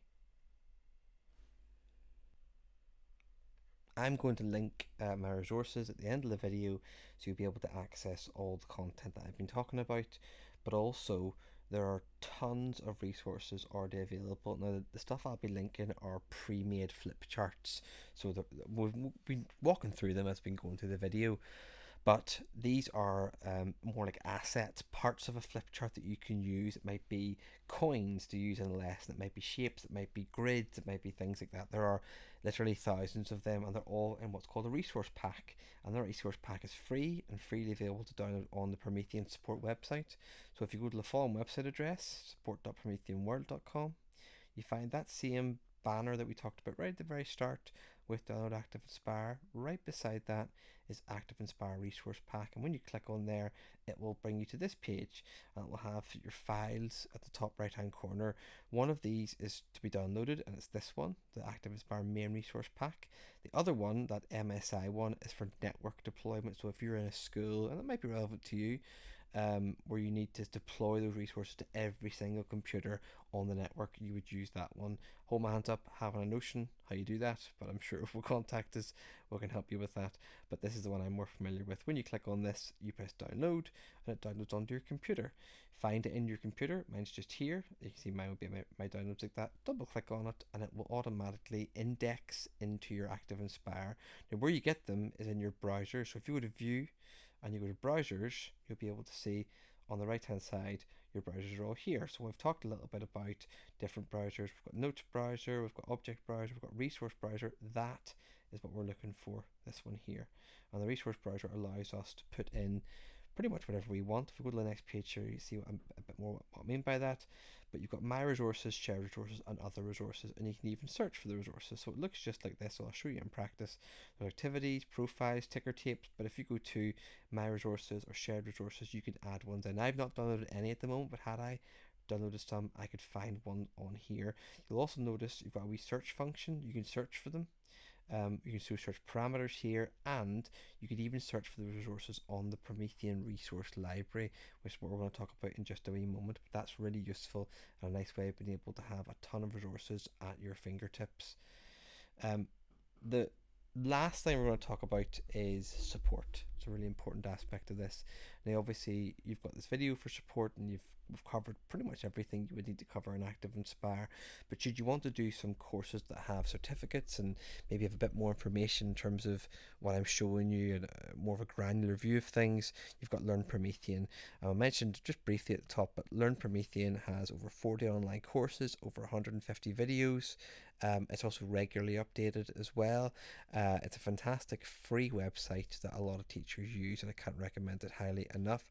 There's the URL for it there. If you just Google Learn Promethean, you'll find it, but it's learn.prometheanworld.com.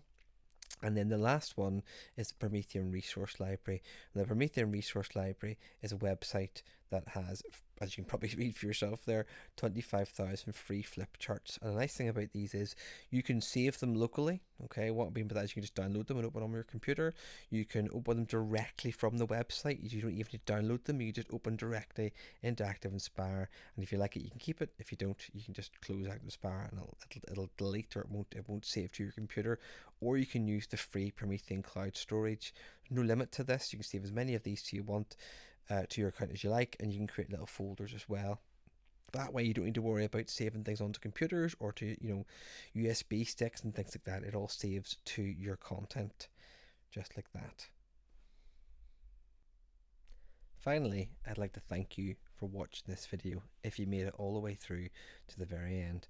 And as promised, I'm going to share with you a link to all of the content that I've showed today, including this flip chart and a video recording of this flip chart. Although in reality, if you're watching this recording, it's probably where you got it from.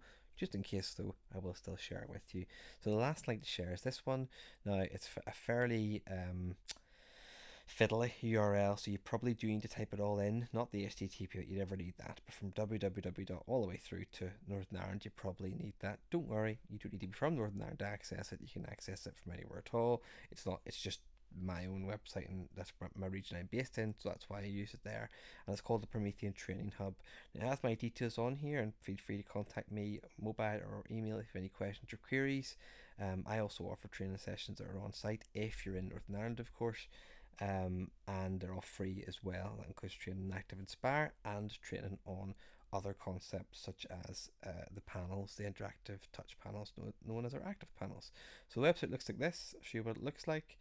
You can choose depending on what you're trying to get training on. You'll also be looking at ActivInspire, so you go down to here and it will have a training video on ActivInspire, as well as maybe some timestamps on here as well, and this will be updated, by the way, and also a guide how to download ActivInspire and some pre-made activities. These activities are the activities I was referring to all the way through, things like your classroom management tools, or possibly your attendances, or your attendance jars and your table makers, all that sort of stuff. There's about 30 pre-made activities in there that you can use.